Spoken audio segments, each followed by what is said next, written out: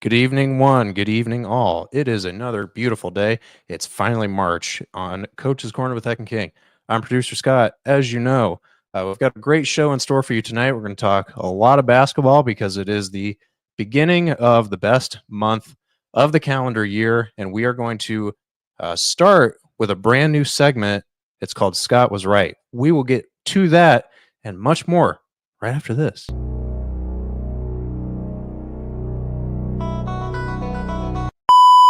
Coach's Corner with Coach Heck and the infamous Coach Patrick King. You're stuck with me, man. I'm stuck. You are stuck with me. I ain't going anywhere. There's a lot of people that are jealous of me for sitting here, and there's some people that there's a little sympathy going on at the same time. There's more people that are sympathetic to you. I'm just saying that much right now. Just remember what Ron Hecklinski said today. Man, you ain't that good. The scouting report said you were pretty good. You ain't that good. Oh, man. Are you kidding me? Coach's Corner with Heck and King is proudly presented to you by Tony Letcher with Health Markets Insurance, On Funeral Homes of Mishawaka, Frick's Driving School of Mishawaka, and the Harbor Group Planned Wealth down in Anderson.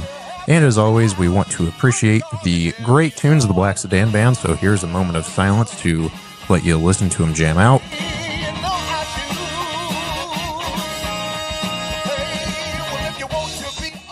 If you just love what you're hearing, check them out on YouTube, Black Sedan Band, or if you want to book them, visit blacksedanband.com. It has all their contact information there. Before we get started, make sure and like the video, subscribe to the channel, hit the notification bell, and comment in the chat. Now, here's Heck and King. You know what? And I'm going to start this show straight up with this comment. I got friends in low places, and both of my friends in my life are sitting next to me right now.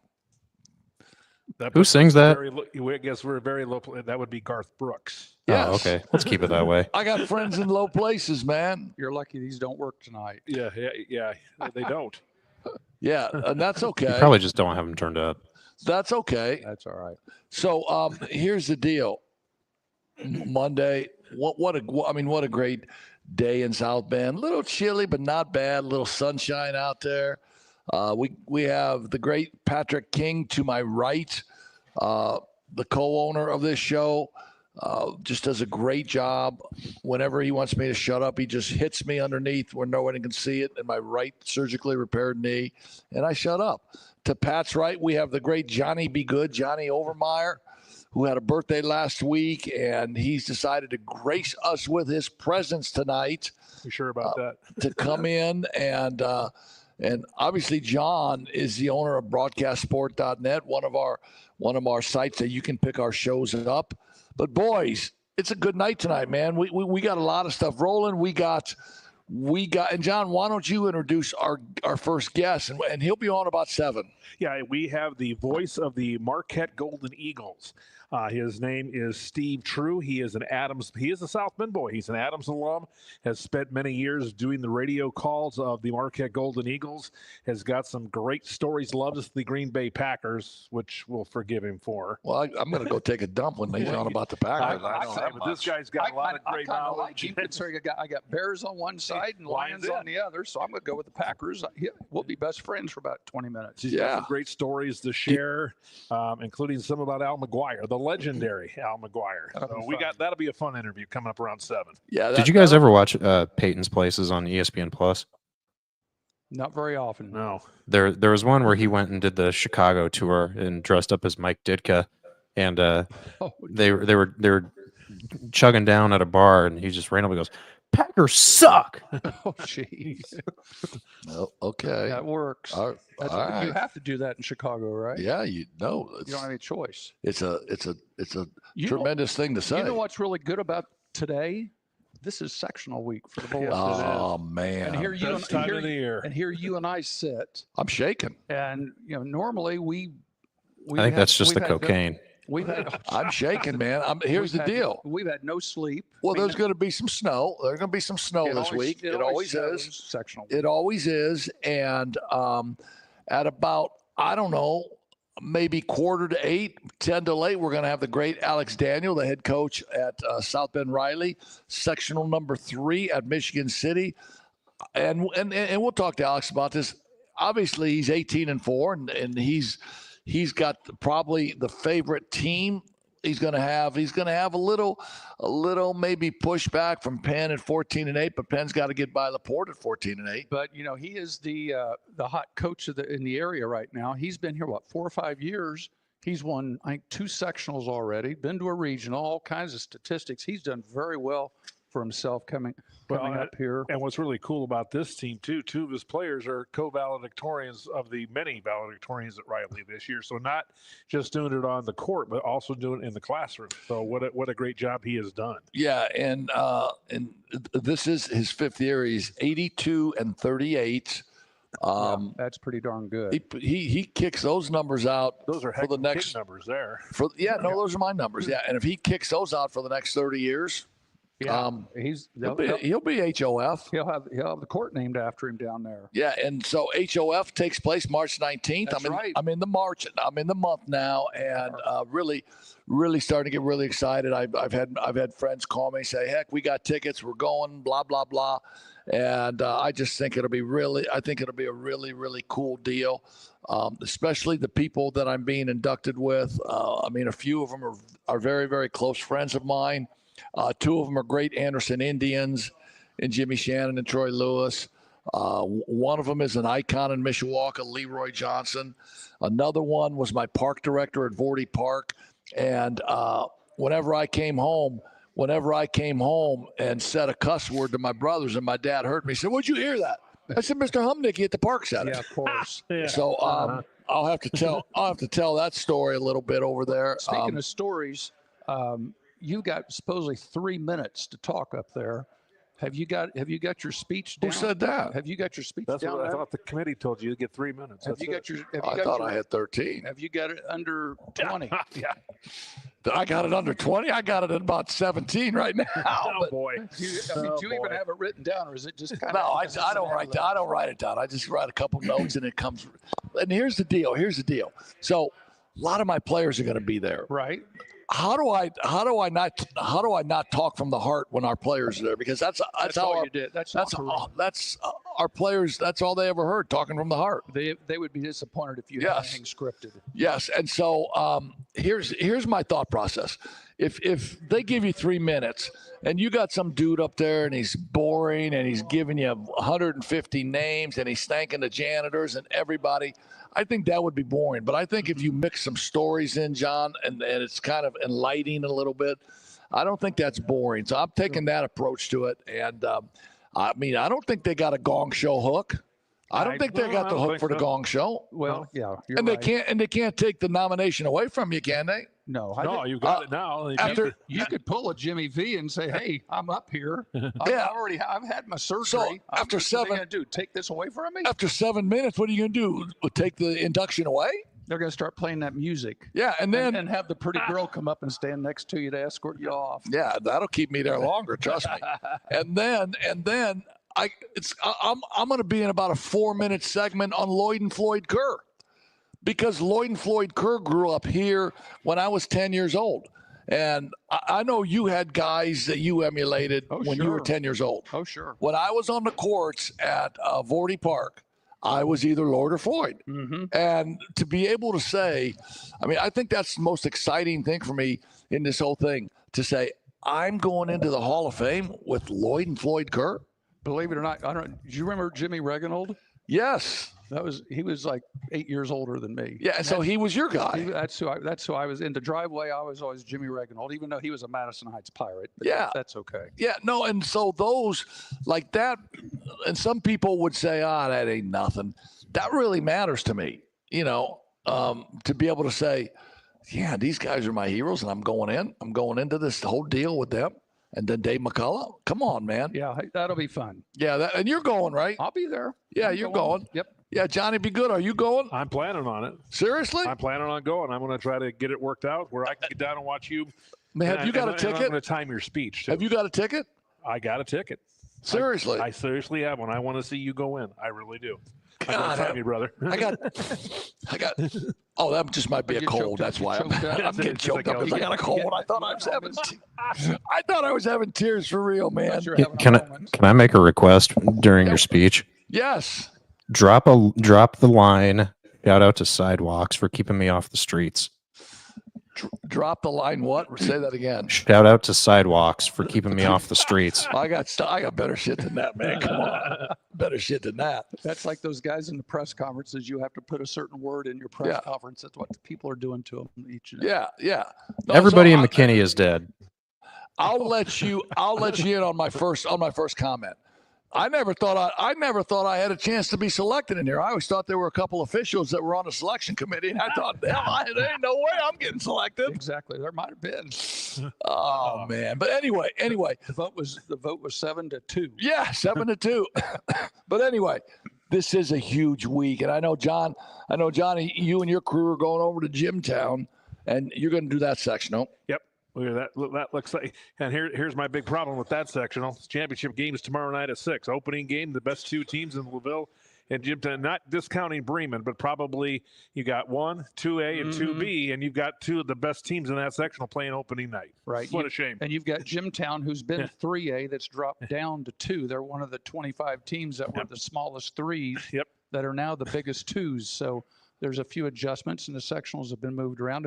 And I will be there tomorrow night as Yes, well. you will. You, me, and Drew will be That's there right. with that one, so that'll be fun. Well, so where will you be on Friday and Saturday, Pat? This is Yeah. sectional time. This I know. I mean, This is something brand new for me. I will be in Nashville getting ready for a baby shower. Another one. No, excuse me. Yeah. I didn't stutter. I didn't say, yeah. I didn't Whoa. Baby showers are for women. I'm the designated driver. And Well, the- like and- they and- think you're not going to drink? and the go. What are they- No, and the Are they gopher- drunk already? They think you're not going to drink? Well, I mean, driver is like go.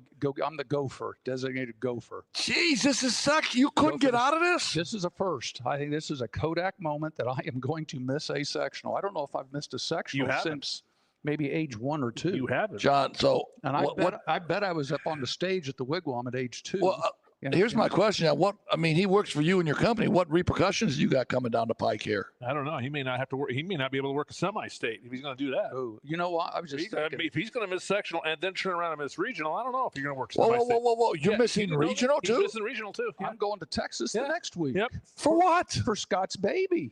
For what? Yeah. It is. What do we always They tell the can't kids? send you pictures? God, family, and team. Rutgers basketball. No, and the Green Bay they Packers. they can say that. They can say whatever they want to say, but it's state tourney time. I know. Well, the family part's Oh, kicking in. here. So I'm up there in the locker room giving my speech to the Rutgers basketball team, and I rip off, do it for your family, your religion, the Green Bay And Packers. the Green Bay Packers. Jimmy Yeah, G. hey. So if the truth be known, Yes, I'm missing the child's weekend. baby Scott will have an ear thing in his ear listening to whatever game is on. Yeah, that's true. Oh, And probably. we'll Well, be like right like we there. talked about before we started, next week, coming to you live from the Baylor Scott and White Maternity Ward, it's Coach's Corner. That's right. Yeah, just keep the camera out of the whole thing, and everything will be cool. Yeah, you're gonna have to get that baby taken care of by about 3 or 4 o'clock, so you can Yeah, get on we got- on here. We got Yeah. work to do. I know. All right, so we'll So talk there you about go. the Michigan City sectional when Alex gets here. Okay. But I was just thinking though, I probably haven't missed a sectional since I was born, which includes the old Wigwam from the 50s before it burned down. if you're Just trying saying. to ingratiate yourself to both me and John Yeah, by forget saying it. that, It ain't forget it. It ain't working. I'm just saying. You're down. He's trying to look for a semi-state. I don't Yeah. know, Ron. I have to think about that. Yeah, no, I'm just saying, man. I love you. You're my partner and everything, But but to renegotiate my but you got contract. some, and I don't know about this because this is personal. You got some family issues if you can't get out of this stuff. I'm just saying. Exactly. My wife knows. My wife says, Ron, I know these next few weeks. I ain't gonna mess with you. Blah blah blah. I know. Sectional time. I know. All right, so let's move on down here. There's one I want to talk about. Sectional 8 at Carmel, and John brought up. I mean, Johnny Be Good. Brought up what everybody's thinking now, because in the first game at Carmel, it's Carmel against Noblesville. For the first time in a long time, Carmel has the worst record in that sectional. Right. And, Noble Tucky is 16-5. Isn't that amazing? And Carmel's 10-11. But game 2 on Tuesday, I know. the number one team in the state, maybe in the country, Fishers, is 23-0. And they play Shane Sumter's Westfield basketball team. They're 18-3. They're number 3 in the state. Number 1 or number 3. Time to seed. First night. Time to seed. All right, so it happens every all year. right, John. So you say time to seed. How would you seed it? Take the top 2, put them in opposite brackets In each sectional? in each sectional. Okay. I think you have to do that because we're seeing too much. And we saw this with the girls sectional over at LaPorte. Mhm. Top 2 teams there played an opening round game on Monday night. Neither team should have gone home, but one had to go home. There's So something wrong with the That way needs they're to be doing the it. Saturday night game. That needs to be the Saturday night game. So you put 1 and 2. Yeah, upsets are going to happen, but you put 1 on one side, 2 on the other side. That way you've got a really good chance. And then draw the other ones draw out. the other ones out. Put 1 and 2. Take the top 2, put them there, and then draw the other ones out. I think that's fair. Okay, let me ask you this question then. Did you do that whole tournament at LaPorte? Yes, we did. We did every single game. So what were the crowds on the second night and then championship night? Crowd was better on Wednesday night than it was Saturday. Even night. during a school night. Even during a school night, it was pretty well packed for that second game. Friday night, nothing. Saturday night was even worse because it was Riley Washington, and that was a blowout. And So the crowds were great Wednesday, and even the AD at LaPorte, who's a good friend of mine, said we need to do something to help us too as hosts because we're putting all this effort into it by bringing workers in and everything else, and we're not getting the crowds because they're putting the top 2 teams against each other. If you think about it, Ed Gilliland, who used to be the AD there, is now on the executive committee, and he was at that ball game. Yes, he was. He was, and he was there for the Penn game. So and he told me, he said they need to do. do something. That's not the way we're doing it. Is not right. I go put 1 on one side, 2 on the other, draw the other. Well, here, let me just give you a number, just for example. Carmel has an 85 rating, 85 points. Okay, they're the worst rated team in the Carmel sectional right now. That 85 points would make them the number 1 seeded team. If we seeded at Decatur Central, Southport's an 81. Yeah. They're the best. Yeah, but that has no bearing on it because they're never going to the not Decatur gonna or the move them. Southport sectional. Well, here, Bloomington South is 83. I'm just saying here, Yeah. here's 3 sectionals in a row, sectional 12, 13, and 14. Carmel would be the number 1 seed if they were in those sectionals. Well, Just to show you how loaded that sectional is. Yeah, and Hamilton Southeastern will play the winner of that first game, Carmel and Noble Tucky, which will be Noble Tucky, and Zionsville will play the winner of Westfield and Fishers. Zionsville 12-11, Hamilton Southeastern 13-10, but without question, the championship game will be played on the first night of the sectional. And if you jump over to sectional 9, which is Muncie Central, you have 3 teams in there that are very, very good and very even with Greenfield, Mount Vernon, and Anderson. Yeah, Mount Vernon, coached by my guy Joey Bradburn, played for me at Wapahani. His ball club is 17-4. Richmond is 7-15 or 8-14, either one. They played the first game on Tuesday. Pendleton Heights will play Greenfield Central and the Mullen kid, which will be Greenfield Central, and then Anderson got the bye. So Friday night at 6 p.m. Anderson will play Mount Vernon. Mount Vernon. So Mount Vernon got the worst end of that because they've got Anderson in their bracket. Yeah, without question, because Greenfield Central will bust up Muncie Central, who's 7-15. Now back in the day when Muncie Central was rolling, and that wouldn't be a gimme. This is a Muncie Central sectional. Yes. Sectional 10's pretty similar. Can I say something before we hit 10? Yeah. I will probably, unless Mishawaka can somehow stun Riley and beat Riley, I will be at Muncie at 6 p.m.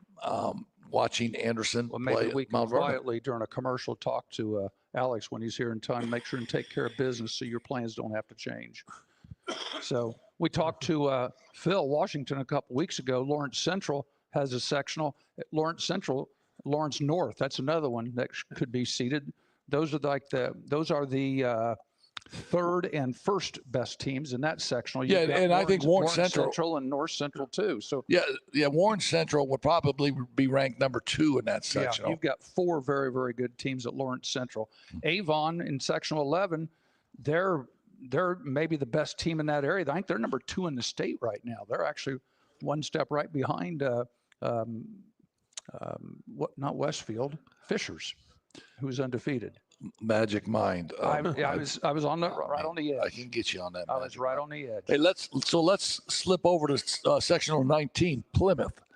I mean, there's a lot of South Bend area flavor in Plymouth with New Prairie, who can't bust a grape, playing John Glenn, who has not busted a grape. Yeah, Exactly. 4-17 against 3-17, but that's the opener on Tuesday. Wednesday, you're going to have two pretty good games Wednesday.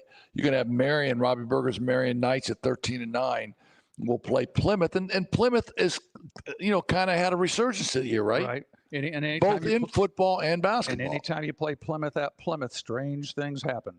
Yeah, and then the second game on Wednesday, South Bend, Washington, at 16-5 or 17-5 maybe, against South Bend St. Joe at 20-3 or 19-3. Washington needed a little wake up because, believe it or not, they lost to Tippy Valley this week. So that was their 6th loss. It was. And they did not have Steve Reynolds. He would not play in that game. I don't know what the reason was. He did not play against Tippy Valley the other night.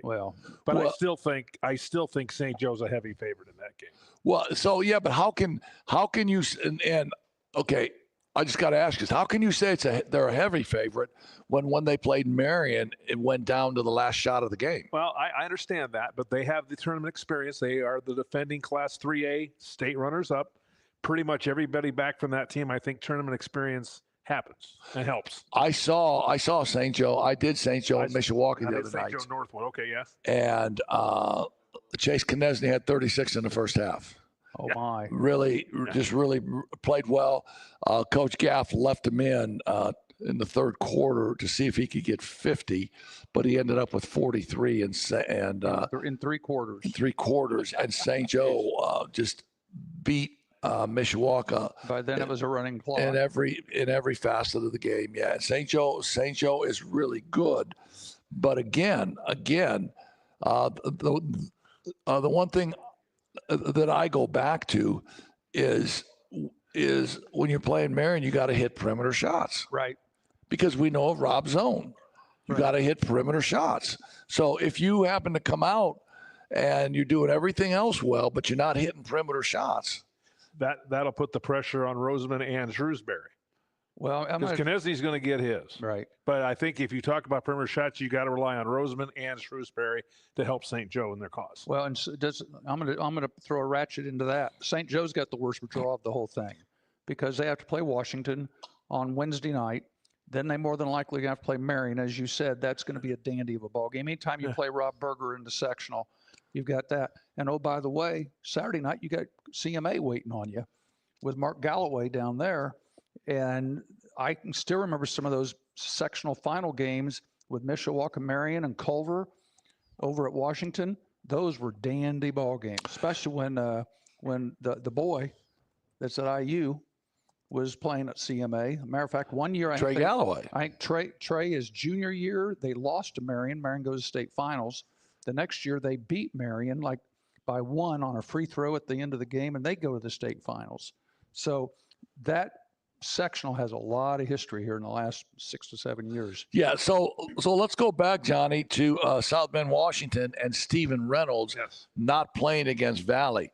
Now, and I don't know if it was you, Pat, or somebody else was telling me that Stephen Reynolds asked to be taken out of the game, their game before when they played LaVille, and LaVille beat them, and Stephen Reynolds was having a terrible game and asked to be taken out of the game and all that nonsense. So I'm just curious if there was any repercussion as to why he didn't play, or was he sick? Was he injured? I don't know. What's your intel say, John? Well, I think that he was benched because he wanted to come out of a game that was a close game. If they were up 50, okay, I get it.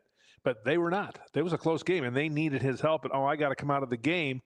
And so Ryan takes him out, and I think Ryan said, hey, if you're not going to be a team player, this is where you're going to be. You're going to be sitting next to me on the bench. And I think it was a suspension because of his attitude in the LaVille game. And nothing against the Reynolds family. We've seen this with the girls, too. They sometimes, if things don't go right, they react negatively, which brings a negative tone to the team. Kind of a meltdown. It's kind of like what the Colts quarterback did that one time. He was third down and he took himself out because he was tired. Well, it all goes back to everything, how you handle adversity. Right. How you play through adversity, when everything's, and we can relate to back when we played, when everything's falling and everything's rolling and everything is good, everybody's happy. But now when you face adversity, your team's not playing well, you're 2 for 14 or whatever you are, and you can't buy a shot. You don't have the wherewithal to say, okay, if I can't help my team on the offensive end, I can surely help my team on the rebounding end. I can surely help my team on the defensive end. And that's right. That's where I see a lot of differences in kids nowadays as opposed to what we might say yesteryear. Mm-hmm. Right? Understand. They can't play through the adversity. So I'm just looking at some of these other things. Teams going to be in the regionals. That sectional 20 with Northwood. You got to deal with Tippy Valley. We know. Yeah, Joey Luce, man. We know the coach at Valley. Valley's, like we just said, Valley just beat South Bend, Washington. So I mean, Joey Luce, one of my Wapahani guys. Right. Columbia City's really good. Northwood's, is the host. Over at Garrett, anytime you see that, I'm looking immediately. There's Fort Wayne Blackhawk. Blackhawk is a 1A school that's playing up in 3A because of the success factor. They just keep getting better and better. Yeah. So let's go back to Northwood. I saw Northwood play Mishawaka and the two Everingham twins. They just fill it up, man. It doesn't matter. It doesn't matter. And I talked to Aaron Wolf about this. I think just from a little bit of, I think it's frustrating to him. But when they're making them, it's a different story, man. Mm-hmm. The first quarter they were against Mishawaka. The first quarter they were 1 for 8. Second quarter they were 7 for 11. So pick your poison. Northwood's got a 6'8" inside kid, one of the rash kids still. And I mean, as you're going into that, you got to say with Northwood playing on their home court that could be Northwood playing against and again the Tippy Valley will play Wawasee and Northwood would play Fairfield in game 2, and then it sets up to where Tippy Valley and Northwood would play in that sectional championship game. And to finish up 3A up here in the northern part, I'm looking here at Belmont. Marion Giants are a 3A team. You got to figure that's going to be a big deal over at Belmont. West Lafayette's the favorite at Logansport in sectional 23. In the south down at Newcastle, we've seen Delta in the semi-state, 3 straight years? 3 straight years, yep. We sure have. And they're still the favorite at Newcastle. Well, you got Delta 14-6. Newcastle playing down in competition, not in the NCC anymore, playing down. They've dropped their schedule down a little bit. Yep. And they're 8-12. So your question is going to be, what happened to Newcastle? Right.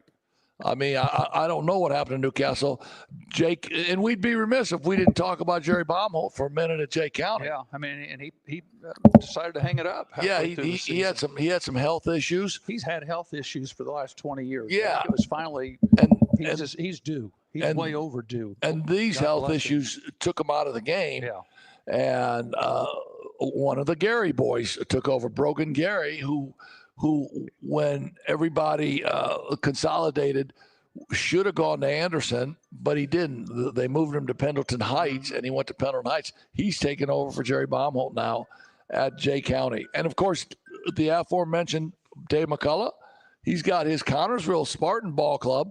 9-13. Hey, will you give me the sectional numbers so I can put it on the screen? That's 24, Newcastle. That's sectional 24, and we're done with it, so you don't have to put it on. Still going to. Moving right on in Class 2A, John's going to be at Jimtown. We're going to be at Jimtown all week long. I like that sectional. Bremen obviously is going to have something to say about this, but again, going back to the opening game tomorrow night at 6, you've got Jimtown and LaVille. Now, Jimtown won by double digits, but that was way back in December, and Mike Edison's team has really gotten a lot better since then. And of course, Colin Sarsnecki averaging 25 points a game, leading the Lancers. That'll be a heck of a game tomorrow night. And again, those two should be on opposite brackets. Yeah, without question. And then you look at LaVille saying, well, I don't care if they had Steve Reynolds or not. Washington still has other players. And for LaVille to take out Washington. That has given them so much confidence going into the tournament. So much. And Jimtown's going to have to be ready for that. Yeah, and here's the thing. The Jimtown sectional, of all the sectionals up here, it's probably the weakest 2A sectional. I would agree. Of all of them. I'm looking here over at Hebron. You've got Andrean, you've got Gary, you got 21st Century, you've got Lighthouse. You've got What number is that? That is sectional 33. You've got all the Gary schools masquerading as private schools now and charter schools. And I mean, when they get to tourney time, just pencil them in all the way out because they're going to win. Except for Whiting, because they haven't won yet. Yeah, they've got Boone Grove, so that could be a good game. Sectional 36, South Adams, Bishop Luers. There's another private school. Home of Deshaun Thomas. Exactly right. So, and one that's going to be really good this year is a surprise. Eli Henson over at Wabash has got Manchester at 18-2, and they've had a really good season over at Manchester. Yes, they have. In sectional 40, Scott, at Blackford, you're looking at the Wapahani Raiders, who Matt Luce, Joey's little brother, he's got the Raiders going at 22-1, I believe. And they're gonna open up against Eastbrook, a formidable Eastbrook team, won 12 or 13 games. The second game, Madison Grant against Muncie Burrs, who can't bust a grape, in the immortal words of 1946, Mr. Johnny Wilson. Then you got Blackford, the host, playing Wapahani, and you got Alexandria going against Madison Grant. So all of that just to lose to Alexandria. Yeah, no, all of that just to have Wapahani win that sectional again. They're rated Wrong. number 1 or number 2. So. They're going to do it for Doherty's. Oh, there you go. Well, if we follow Alexander, we can call your buddies there at the Harrison again. That's right. That's right. No, I mean, anybody, Scott, or you, and you want to throw some money on that game, let me know. Okay? I totally understand. Cool. Just, what else you got then? I'm good with that. Park Tudor, Class 1A. We got a sectional number 51 at North Judson. Not this year. Elkhart Christian against Culver. Culver 2 and forever. Elkhart Christian 8-12. Oregon Davis 2 and forever against Triton, and Triton's got to be Triton's a favorite. Yeah, 18-3. Yeah. Argus 4 and forever against Trinity Greenlawn. And North Judson, uncharacteristically under Kent Cheatham, 9-12. Yeah, so this is a down year for them. So here's my question: how? And maybe you guys don't know the answer to this because both of you guys ain't very smart. But how in the world can there be an 8-team sectional there? Yeah. And some sectionals have 5 teams. Why can't they balance them out to have 6 teams? Depends on which class you're in. Exactly. Remember now, the 1A has got 120 some this year. They've grown the 1A, shrunken the 4A. Yeah. The 4A That's only your has answer. 75 Yep. teams this year, and they bumped everybody down. So then the 1A, because of enrollments were closer, you got 120 some in 1A, and that's why if you look at the 1As, they've got 7 and 8 teams in a sectional. Yes, they do. And Here, our guy Kenny said Triton's gonna lose with no one on the team taller than 6 feet. Doesn't matter. Triton's 18-3, dude. Come on. Hey, John, we got your guy on. Hey, Yeah, my guy's here. Scott, why don't you take us to a break, and then we'll have the Marquette Screaming Eagles play-by-play voice, color analyst, whatever he does. He's a South St. Adams alum, too. Don't forget No, that. he's a true, right? He's a Yes, true. he is. No, any relation to Pat True? We'll find out. Yeah, We'll- okay. We'll ask him. We'll ask him right after this. You're going to be able to drop in some names. Medicare plans can be confusing, but they don't have to be.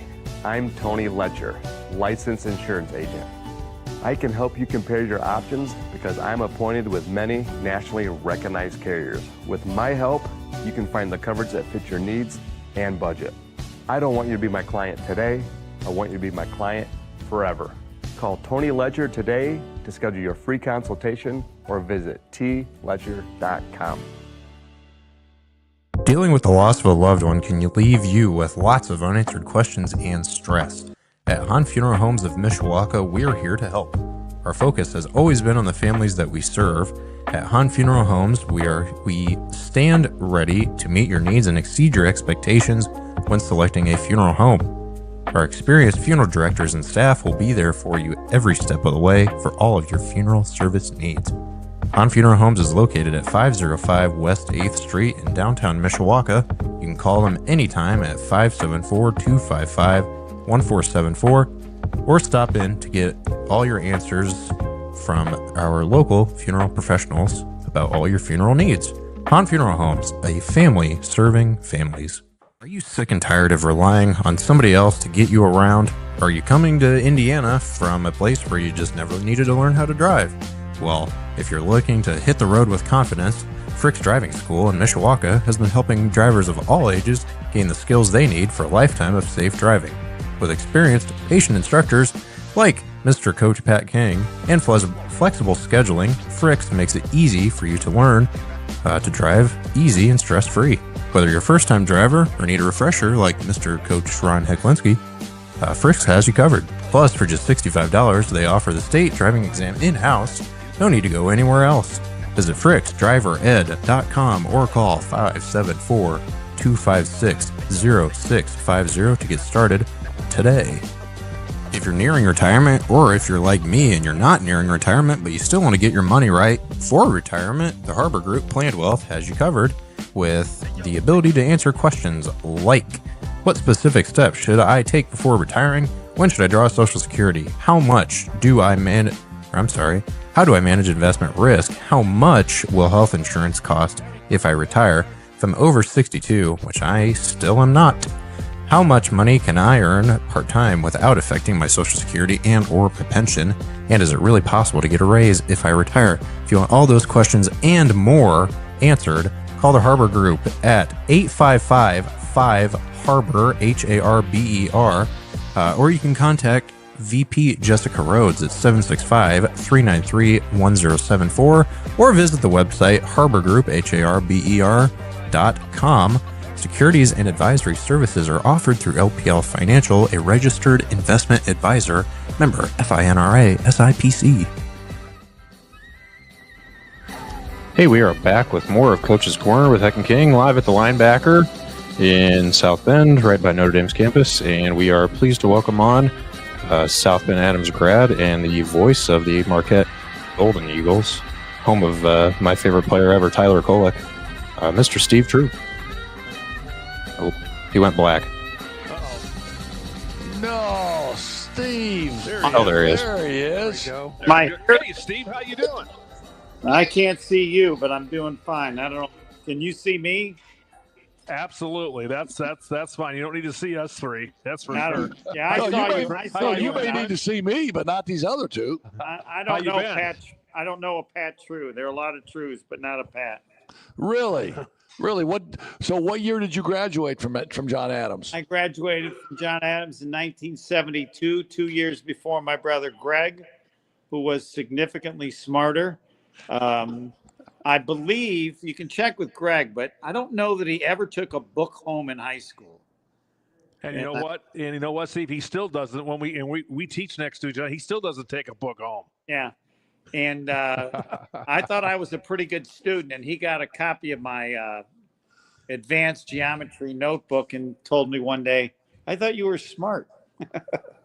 I was not as smart as he was. So, and in fact, you should know this. There were 8 of us, and 2 of the 8 were very smart. My older brother, Mike, who was 4 years older than I was, had a PhD in astrophysics at Princeton.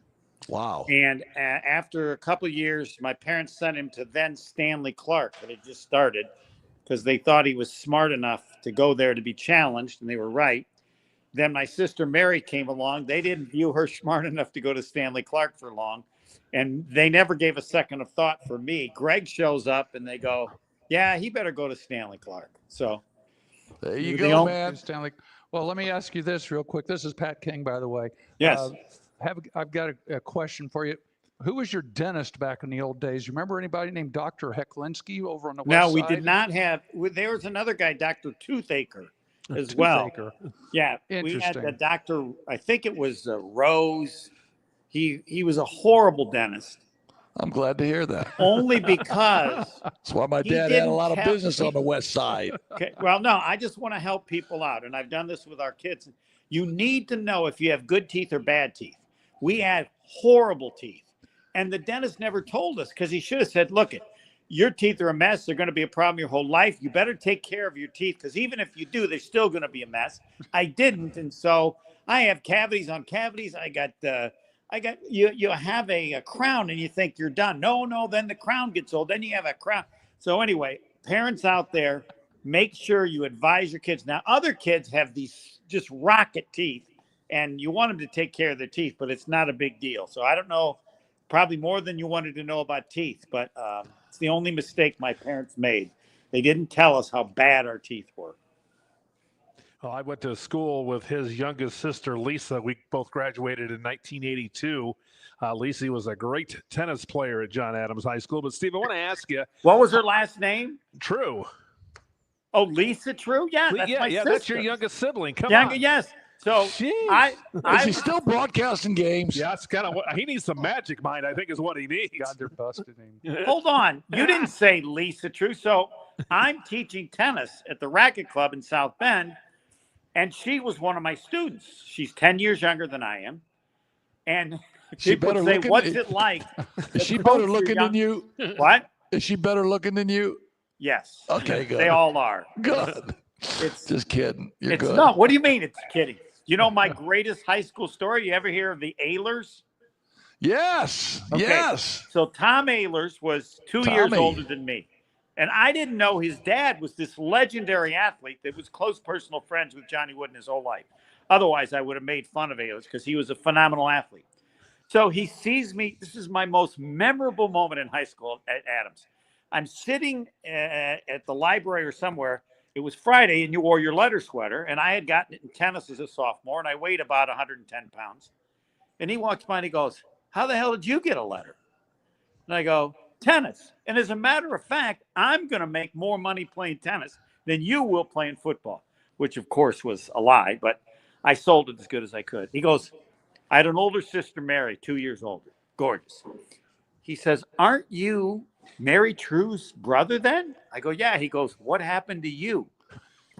I said, Hey, "What, you so- think you're the first person to notice Well, how pretty well, she so, is?" so now when anybody says that to him, you know what you can say? I'm the voice of the Marquette Screaming Eagles. It man. doesn't help. They're actually the Golden Eagles. They were Golden the Eagles. They were the Warriors. And let me Yes. give you a little tip. And I did not know this till recently. I believe the Golden Eagle is the toughest thing on the planet Earth. No one can whoop a Golden Eagle.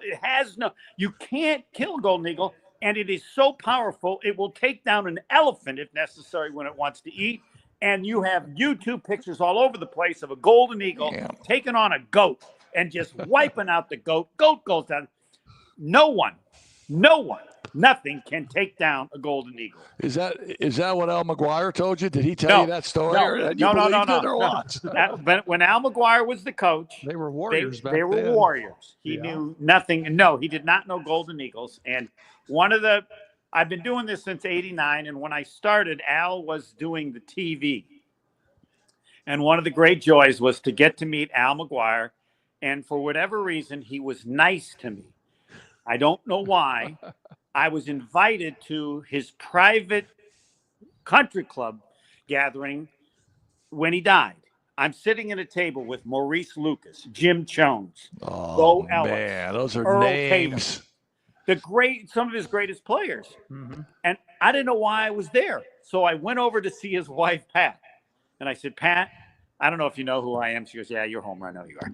I said, I'm honored to be here, but I really have no idea how I got selected." She turns to me and she says, "He always liked you, and I never understood why." Yeah, Wow. that's exactly how I feel. So, Wow. yeah, he was.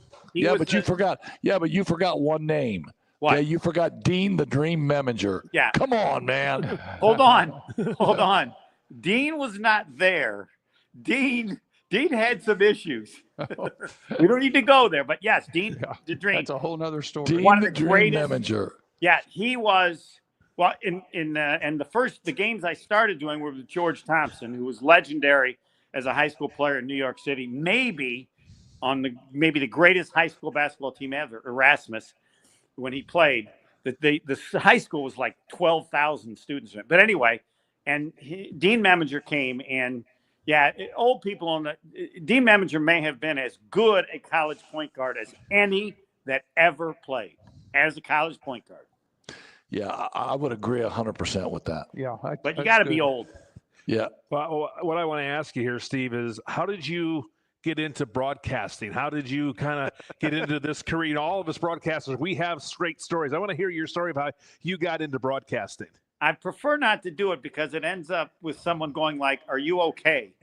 So I was a tennis player, college tennis player, and then I wanted to be a college tennis coach. My younger brother, Jeff, 2 years younger than Greg, was all Big Ten at Indiana. And I'd been the assistant coach at Notre Dame. When he graduated, I was I thought, be the next coach at Indiana. There were two of us that they interviewed. I had a number of kids that were national players who'd done very well. And so I went in there for the interview with one other guy at Indiana and didn't get the job. And so I decided, given that I had a college degree in accounting, that I would go into radio instead. That's a natural fit, man. Come yes. on. Well, and so in South Bend, you would know the famous accounting firm is Crow Chiswick, I think. Then, so anyway, Mr. Crow was a friend of my dad, and they heard that I couldn't coach anymore, but I didn't get a job because I'd had an arthritic problem. So I decided I was going to go into broadcasting. And so Fred Crow comes in and he goes, "Look, I'll hire you today. This is 1980. I'll pay you $50,000. You make $50,000. I saw your yes." And I go, "Well, but I don't really want to be an accountant." He said, "Well, don't you have a college degree in accounting?" I go, "Yeah." He goes, "Okay. So what are you going to do?"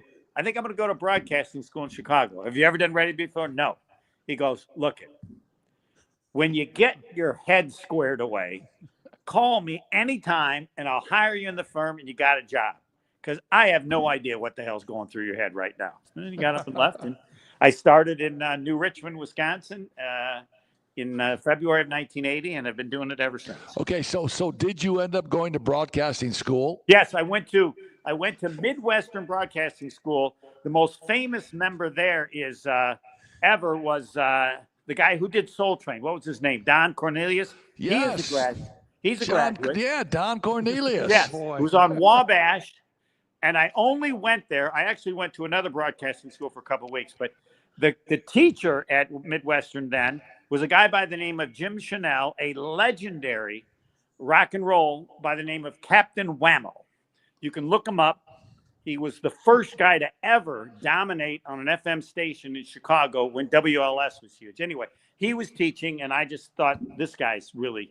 And so I went with him at broadcasting school, and then sent some tapes out to New Richmond, Wisconsin, and the rest is not history, but it doesn't make any sense now, and that's why I don't often tell the story. I was like, what were you thinking? I have no defense for anything. I wasn't doing drugs. I don't really. No, you weren't doing any shrooms back in those days? No. No shrooms? And you made that decision straight? Yes, I can't. I know. Hey. You'd say we can end this interview. God knows what he's going to come up with next, but it's worked out okay. My father, to be fair, was a professional speaker, so maybe I thought I would kind of be like my dad, but he was famous and I'm not, so I failed there too. But. I want to ask you about Marquette a little bit. How are the Golden Eagles doing this year as we're getting here ready for Selection Sunday in just a little while? They're good. They were very strong at the beginning of the year. It's been kind of a struggle. Not that they're bad, but the question isn't are they good? It's how good are they? The story in the Big East has been Pitino at St. John's. To no one's surprise, since Marquette's played against Pitino when he was at Louisville. One of the greatest wins ever for Marquette. Was when they beat Kentucky when he was coaching there to make the Sweet 16 in like 94. So have done so many games against Pitino. But what he's done at St. John's is unbelievable because they just defend, and it's like they got 7 guys on the floor. But again, Marquette's fine, and the key is, the goal is to probably, for me, it's always to get to the Sweet 16 in the NCAA tournament, and they certainly have a chance. But they haven't played as well lately as they did early in the year when they beat a number of very good teams. Yeah, they were really good early. I know they're tied right now with Creighton, and I think in second place, and Right. they have 2 left. They can't catch St. John's. I think St. John's No, had a and 3-game the 2 lead. left is Wednesday. It's at UConn, and then the season ends at home against St. John's. Oh, Creighton boy.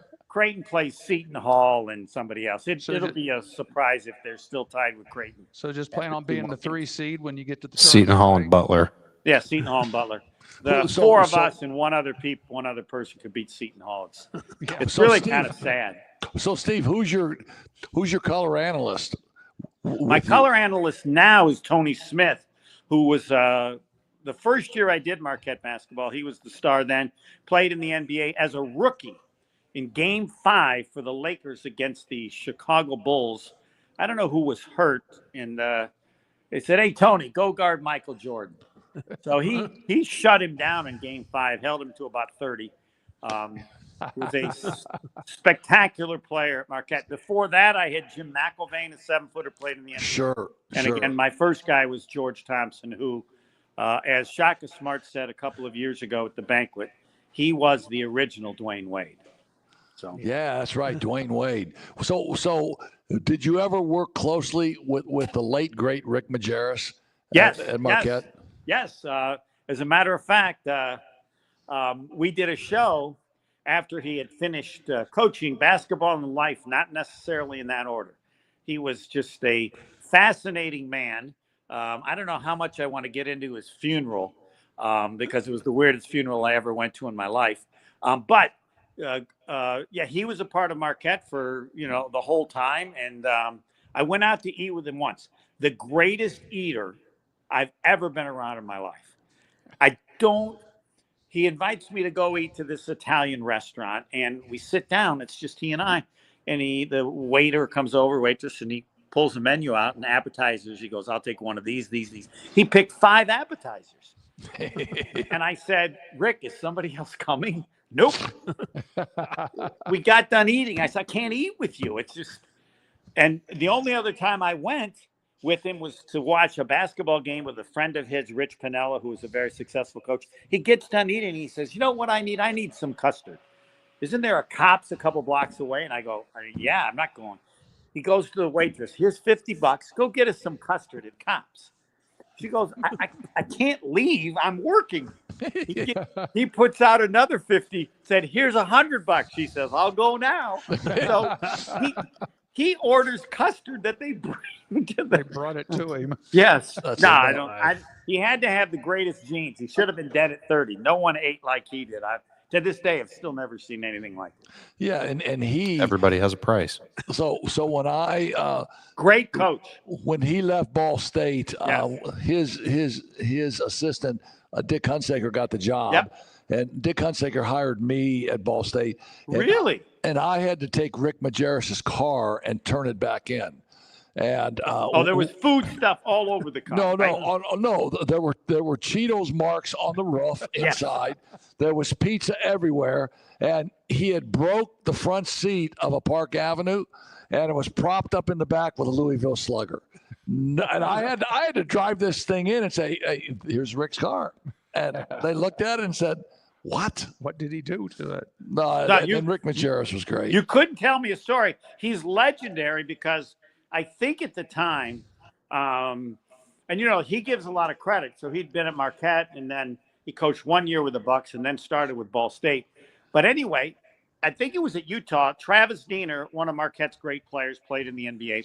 So he's from Fond du Lac, not too far from here. So Rick's recruiting him and wants to try to get him to come to Utah, and they know that Rick Majerus eats. So Travis's grandmother makes an apple pie, and so they do the interview, and the next thing you know, like 30 minutes later, they get a call from Rick Majerus. He says, "Can I come back?" And they go, "Why?" He goes, I stopped on the side of the road. That pie is so good. I ate it. I want another pie from your grandma. No, and so one of the legendary things that he did, he would watch film on a stair stepper, Yep. and I mean, we would always ask him, why do you do that? He said, I love to eat and I have to burn some calories, and so if I'm going to watch film, I'm gonna work out, and he was religious for doing that. No, you couldn't tell a story of anything about food that I wouldn't believe. Yeah, yeah. All right. So then one of my high school guys that I graduated with was Billy Scholl, and obviously Billy Scholl being the great AD at Marquette, huh? Yes. So, yes, and I think he was a year. I think he went to St. Joe's, and he might have been a wrestler. But anyway, when he first took over as AD, they give you stuff to read, and I'm not reading all that stuff. So, because people at Marquette hate Notre Dame, they just hate Notre Dame. You'd have to ask them. It's just my father. Yeah, and they hire a Notre Dame guy then, right? Right. And so. And I grew up in South Bend, so I was the assistant tennis coach, and I knew enough. Eric Parsegian lived a few blocks away from us. He used to come to the high school games. His son Mike played. But anyway, so they hire Bill Scholl, and I'm around him a couple times, and I go, wow. So when I had to introduce him, I said, "This is Bill Scholl," and I'm telling you, he went to Notre Dame. He's the nicest person I've ever met from Notre Dame. And my dad taught there. Bill Scholl. That's a great line. And no, he's since left. I think he's living in South Bend. I saw him. He's back. And the greatest connection is that his wife and I are a graduate of the same college. Of course, you know what that college is. Yes. Indiana University at South Bend, the great school. And when I went there, it was Riverside High, but I don't know. So there was a connection there. I will ask you, because I believe this is the hardest trivia question ever, and I'm from South Bend, didn't know the answer. The famous coach Homer Drew, right? Yes. Yeah. I believe he's the one who got Digger Phelps fired. He beat him when he was at Valpo, both in South Bend and in Valpo, but I'm not sure I'm right. All right, Homer Drew coached at 2 colleges in South Bend. Neither is Notre Dame. I think I know the answer to that. Well, go I ahead. do too. One's Bethel. And the Yeah, other it's one's Bethel and IUSB. IUSB. Right. And And- IUSB. Okay, this is why I didn't know Bethel existed. I worked at the Racket Club, which is about 6 blocks away. And they said, Homer Drew coached. I said, no, he didn't. There's no school there. So it's a fenced-in area that's about, I don't know, what is it, 3 blocks? It's got like 1 building. So, It's huge now. It's Yeah. great. well, now. huge now. It wasn't then. And Yes. I had never heard of him. So I get to introduce him at the Milwaukee Classic. He comes to play when he's at Valpo. And I said, this is really an honor because I believe I'm the only person to graduate from a college and did not know the nickname of the school. I did not know that IUSB, I didn't know the nickname. I don't know if they even had sports teams back then. Anyway, so I said, I bought a book about Homer Drew just so I could find out what a nickname. And one chapter is about the 1 year he coached at IUSB. I don't think at the time they even had a gym. I think he played at high school gyms. And I found out I was a Titan. So I tell this story, and he comes up and goes, I'd like to thank Homer for the 6th purchase of that book. But, so, I mean, you knew that there was a Bible school there at Bethel? I don't know. Yeah. Anyway, so it's much bigger now? They had a great basketball summer Which camp. one of his sons? So at the time, I'm one of the time I was the head tennis pro at the Racket Club, which Eric Parsegian had owned originally. Anyway, I'm working there, and they tell me the story that Homer Drew was the tennis coach at Bethel too, and he went to the Racket Club and said, "Would you give us some free courts to play?" And they go, "No, we're not going to do that." So he then said, "Okay, and we'll pay for that, but will you give my kid a job to do maintenance?" Which one of his sons is the coach at Baylor? Scott. So Scott apparently is doing maintenance at the Racket Club while I'm the head pro. Yeah. Oh my. Who's done better sets? What do you think? Got to ask you about your Well, beloved. it's you, Steve. You got to cover Tyler Kolek. Yes, Yeah, that was exactly. My that favorite was player the ever. treat. I want to Tyler flip it here. Kolek was special. I want to flip it to football here real quick. I want you to talk about your beloved Green Bay Packers. I hear you're a big cheesehead. I mean, I've been in Milwaukee. I've been in Wisconsin. So I started in '80. I've been in Wisconsin every year, but a couple of years that I was in Alliance, Nebraska, which is not the end of the world, but you can see it from there. And so, yeah, it's been a great run with the Packers because of Brett Favre. I did a TV show with him for a while. And then I got to know Aaron Rodgers a little bit before he went crazy. But yeah, I mean, the Packers dominate, and so any show you do, the attention always goes to the Packers. The year the Bucs won the title with Giannis was the year that Aaron Rodgers had some issue with his contract. The ratings for the show were higher when talking about Aaron Rodgers and his contract than the Bucs winning the world championship. Wow. All you need. Jeez. Wow. So yeah, we always talk about the Packers. Yeah, well, you're talking to a Bears guy here, and of course, John I'm a is a Lions Detroit guy. Lions guy, and so just let me ask you this question: does the name Cairo Santos ring a bell with you? Last game of the season this year, right? Nails a 51-yard field goal, beats the Packers. Hey, wait a minute. Do you realize how pathetic it is that that's the best you got? I mean, think of that. No, That's like saying you were the last one to die on the Titanic. no, Yeah, no. right. I think my best one is when Charles Martin slams Jim McMahon shoulder first into the turf. Right? Yeah, that was pathetic. So no, I was there covering the team back then when Forrest Gregg, and it is, I believe, that players that have said that when they played one time, I think it was in Milwaukee, that Forrest Gregg and Mike Ditka literally wanted to fight. They just wanted to fight each other because I'm sure Ditka, as a player, hated the Packers because they kicked his butt every year. So I'm growing up in South Bend. My dad had no interest in sports. They had tickets to Notre Dame. My mom claims she never saw the opening kickoff ever because it was easier to park when you got there late. Anyway, so my friends are so I'm like 10 years old, 62, maybe 8, and they're fans of the Bears.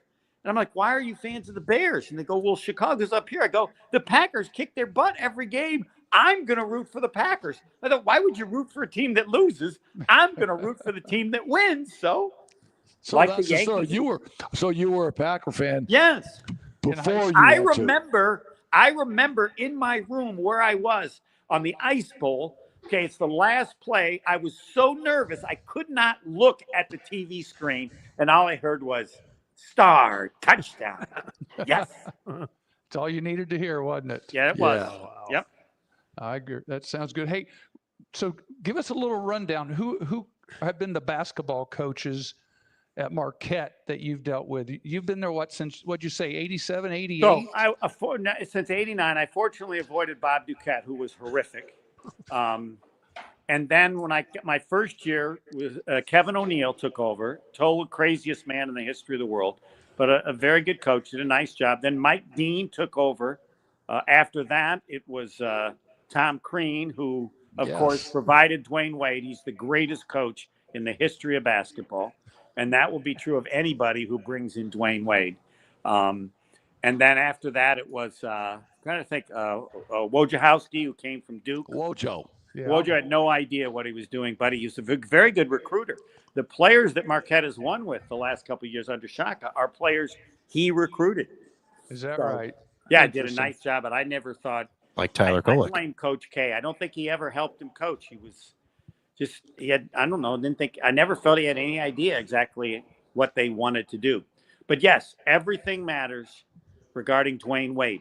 So Dwayne Wade he sat out the first year for grades, and then he plays like 4 or 5 games, and Crean calls me into the office. And Tom Crean was not the easiest person to get along with, as people at Indiana discovered pretty quickly.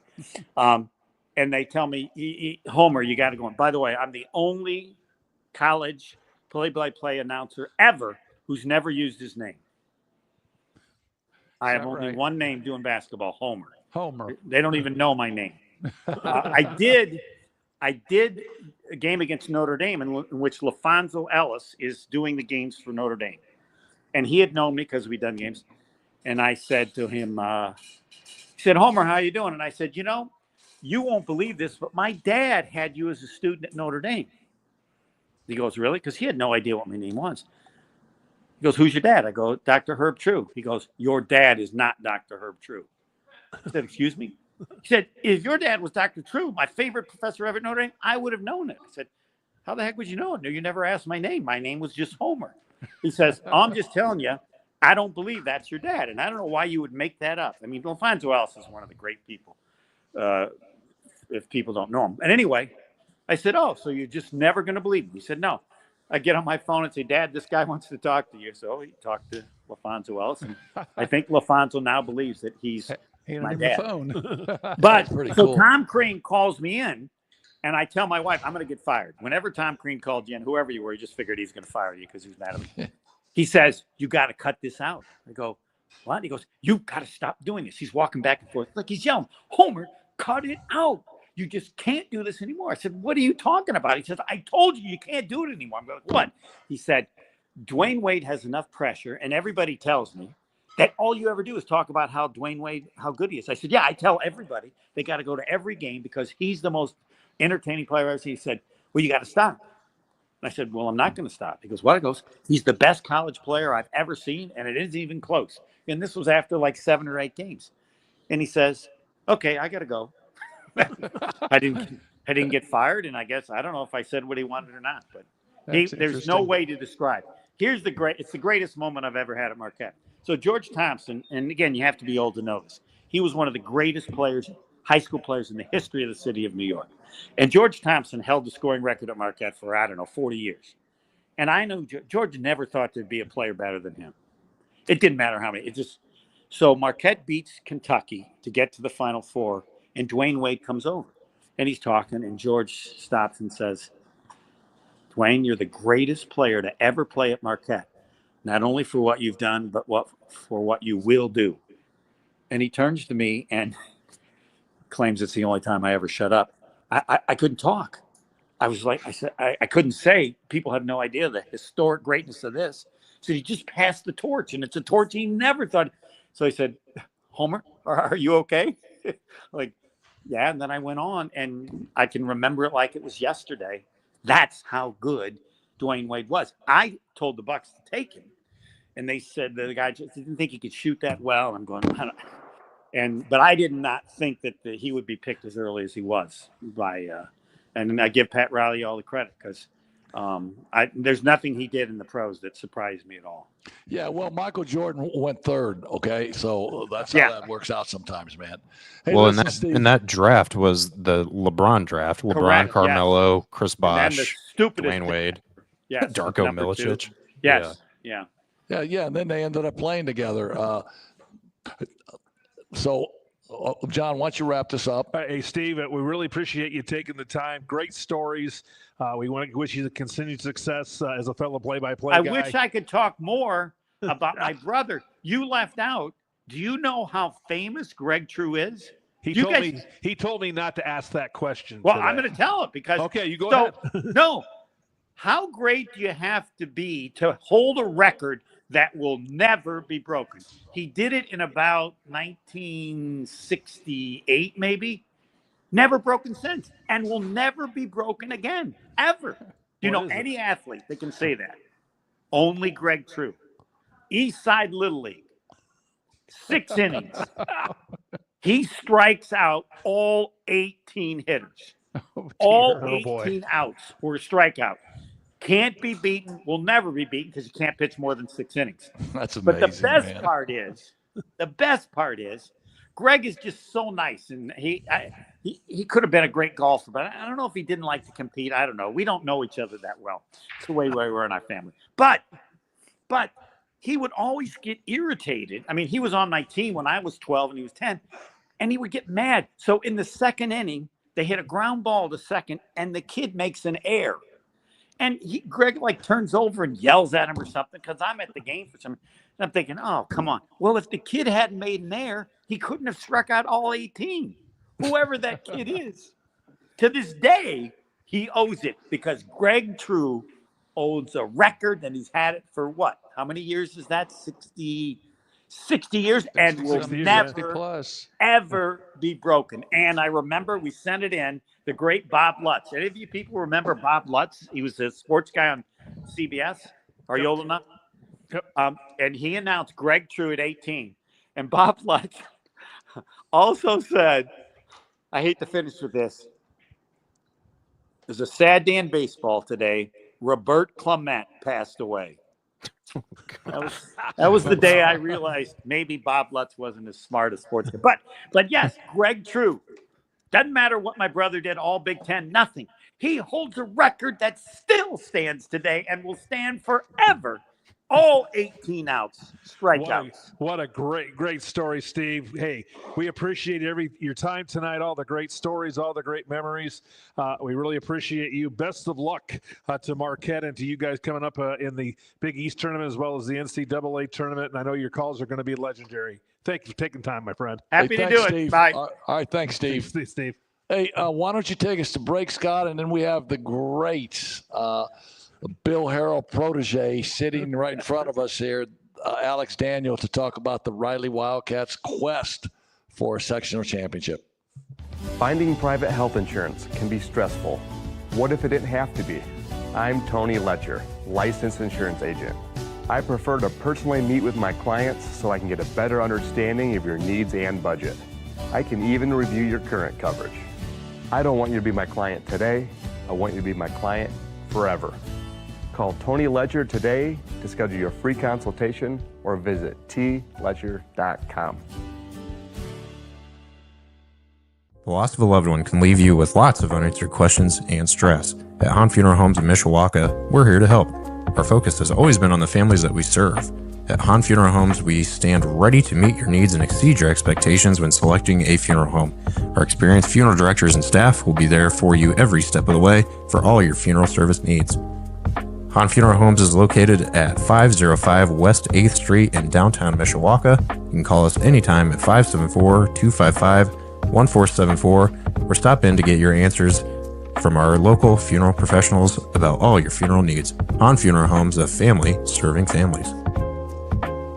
Hey, are you in the great state of Indiana and need your driver's license? Frick's Driving School in Mishawaka makes it easy with the Indiana State Driving Exam in-house for just $65. No formal driver's education is required. You might even get to drive with Pat King. Who wouldn't want that? I don't know. You just have to be 16 years and 270 days old, which is like 9 months, and have held an Indiana learner's permit for at least 180 days, which is like 6 months. Frick's provides the vehicle. You just have to bring yourself, a can-do attitude, and a ride to and from the office. The exam takes only about 20 minutes, and you can walk out with your official Indiana driver's license, which we're like the only state that calls it an operator's license for some reason. To schedule, you can call 574-256-0650 or visit fricksdrivered.com. If you're nearing retirement and need to get your money right, and you know what, heck, even if you're not approaching retirement and you still want to get your money right for retirement, call the Harbor Group Planned Wealth. They can help you retire with confidence, especially if you have questions like, what specific steps should I take before retiring? When should I draw Social Security? How do I manage investment risk? How much will health insurance cost if I retire? If I'm over 62, which I am not, but if you are, how much money can you earn part-time without it affecting Social Security and or pension? And is it really possible to get a raise if I retire? If you want all those questions asked and probably many more questions answered, you can call the Harbor Group at 765-393-1074, or you can visit them online at harborgroup.com. Securities and advisory services are offered through LPL Financial, a registered investment advisor. Member FINRA SIPC. Hey, we're back with another segment here of Coach's Corner with Heck and King. Thanks again to Homer True, Steve, for coming on. Got a comment from Chad. Steve's one-man show, LOL. Very entertaining. Thanks for that, Chad. And to dovetail off of that, leave a comment in the chat. Let us know what you think. If we suck, let us know. If we're great, let us know. Hey, But don't tell me I suck, man. These other two guys, maybe. Well, I was No, saying the hey, royal we, just meaning me. Especially the we, guy in the middle who can't do his sectional. We're because this pillars of weekend. the community. Come on. yeah, but we're pillars of the community. But sitting right across from us right now is the great Alex Daniel, the head basketball coach at South Bend Riley High School. Just a phenomenal player himself. I was coaching at Anderson when Alex came up as a little point guard for Muncie Central, played for the great Bill Harrell. Got to a couple state championship games back in your career, right? Yeah, 05, the one my senior year. The group after me went back, but had a couple good runs and Who'd they a lot of play success. against? Stop it. Stop. Stop. Little guy in the middle. Yeah. Yeah, little guy in the middle and a big point guard named Mike Conley, huh? Yeah, that was pretty good group for them. Yeah. So Hey, do they let me still have the screen machine at Riley? We do, and They we do. just got it man. working again this year. Did you? So yeah, it's up and running. Blow, yeah. Up and running. Great. So So let me take you back about a year, just a little bit, and say, I don't know, with 3 seconds left, 4 seconds left, you got a 3-point lead against the Mishawaka Cavemen. You're gonna win the sectional, and Mishawaka moves the ball a little bit, ends up in Brady Fisher's hands, and takes an off balance. So you got no shot at going in, and you're probably just getting ready to go up, and boom, you hear the whistle, and you get the foul. And then Brady Fisher just goes to the line, and he, he's got to make them, which is pretty tough. Knocks them in, and your heart's just got to sink on that, right? yeah, one I could have told you Brady Fisher is going to make those free throws. That's just kind of that DNA of that kid. But yeah, 2.6 seconds left. We're up 3, and we foul shooter, and there's lots of stuff that transpires and to get to that situation. Some things that we did well, some things we didn't. All at the end of the day, you look back on your season. You got to give credit to what we did, but hopefully it's motivation to get back in that same spot and get the job done this time. Let me ask you this question, and I can't remember because I did broadcast that game. Did you have a foul to give? Yeah, we did. Before he had they had the ball side out with 12 seconds left. We had one foul in the quarter. We had fouled 2 times before that, and went for a third attempt. And it was, we just didn't grab them hard enough, and so we were kind of caught off guard. And they threw the ball to the pick and pop situation, and we overclosed out, and just a little too aggressive on the. So when you're up 3, and I could never pull myself to do it. And I don't know why, because I always thought, well, I don't know if we can block out on the free throw line and get this rebound, but to foul him even before he shot it and send him to the line, which would have been a 1-and-1, I guess. Did that ever cross your mind? Yeah, I think it's something that every coach kind of goes back and forth with on what's the right play. But in the high school situation, they were also out of timeouts, so we didn't. Them not have the ability to, set something up. We felt good about, our practice and our effort in regards to fouling and then moving away from the basket. Again, we had done that successfully down to about 4 seconds, and so had put them in a really tight spot to be able to just, get one last heave at it. We obviously didn't want to foul them in a shooting motion, and when we did attempt to foul him, it definitely wasn't. It was the ball handler at that point, and he picked the pop to the other guy. So. I thought we executed well. It's just, things happen. And so, we learned from it. But in terms of the situation that was again to happen, I think we'd try to execute it the same way.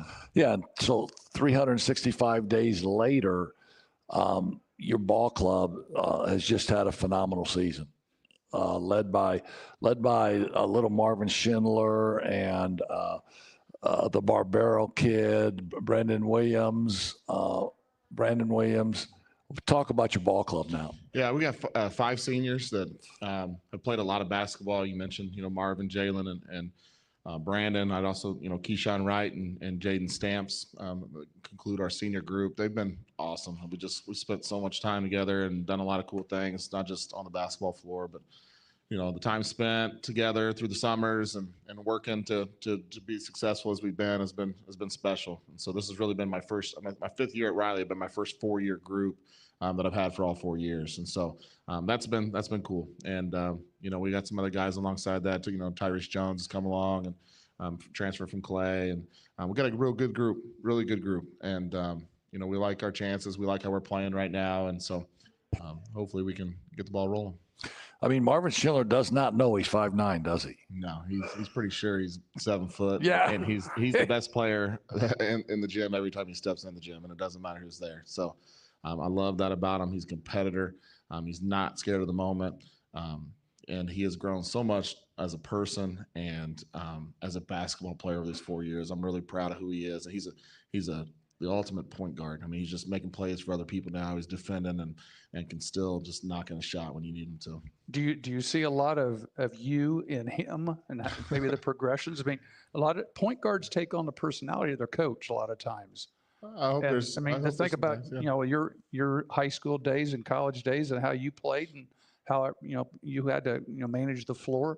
I think that's similar to what he's done too, progressed into that type of a player. Yeah, I think, obviously playing the position and now being a coach, like you look at that position, you value that position a lot. You understand, what it means to ball clubs. And so we've tried to, mold Marvin into the best player we can.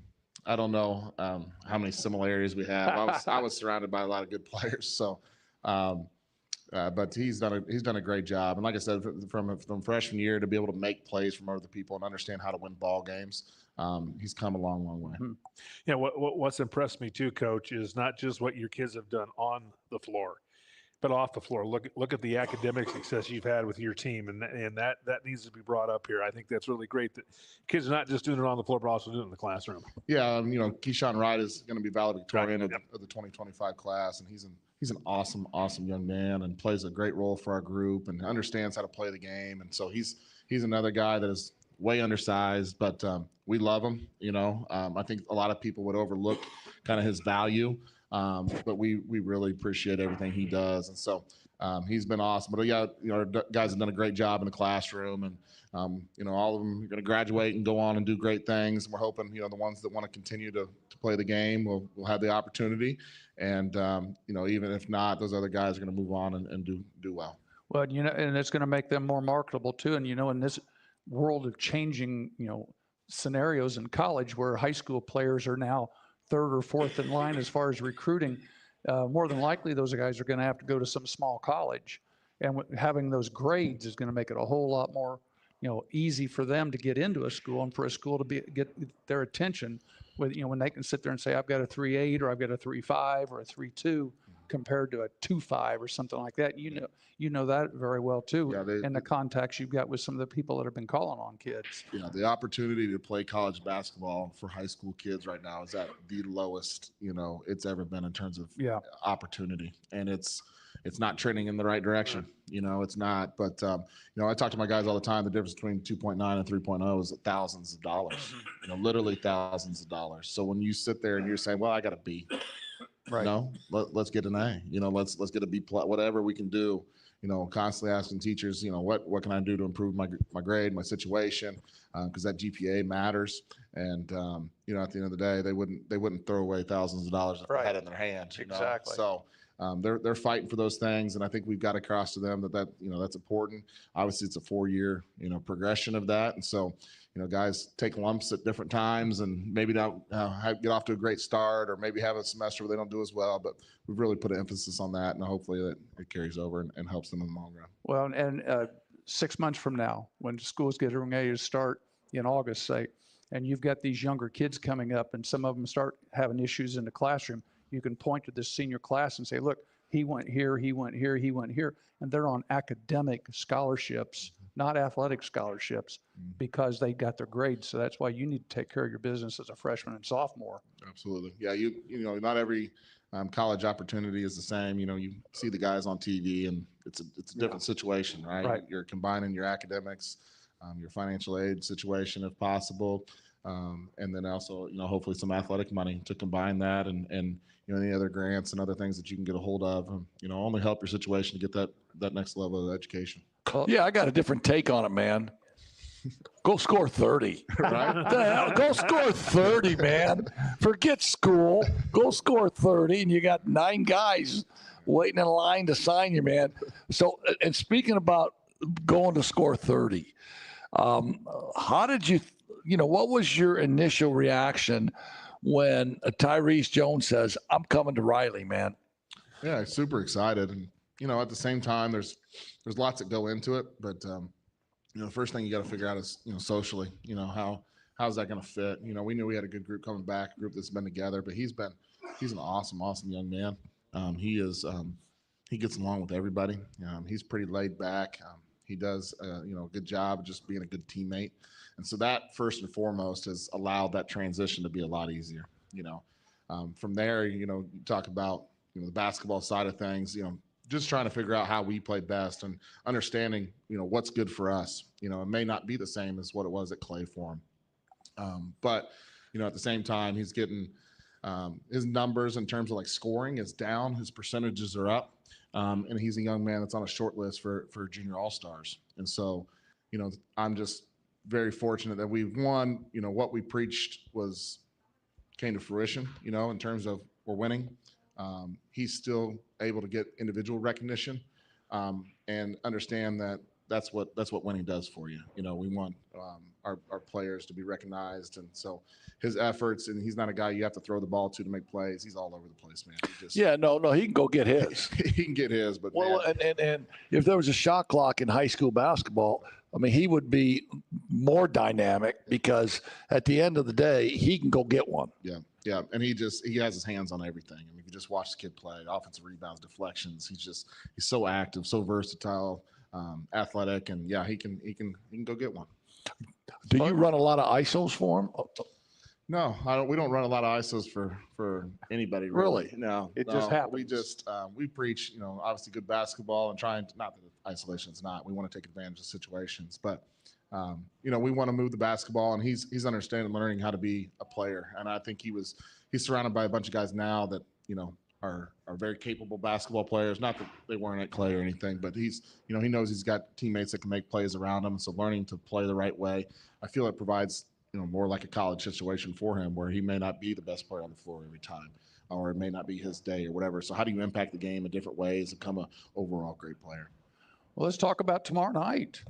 Game time tomorrow, right? It's here. It's time to play. Man, the high school sectional deal, you remember back to when you played, and then, you took a little hiatus because you went to the college game. You went to coach the college game, and you would go watch the sectionals, but you weren't involved in them.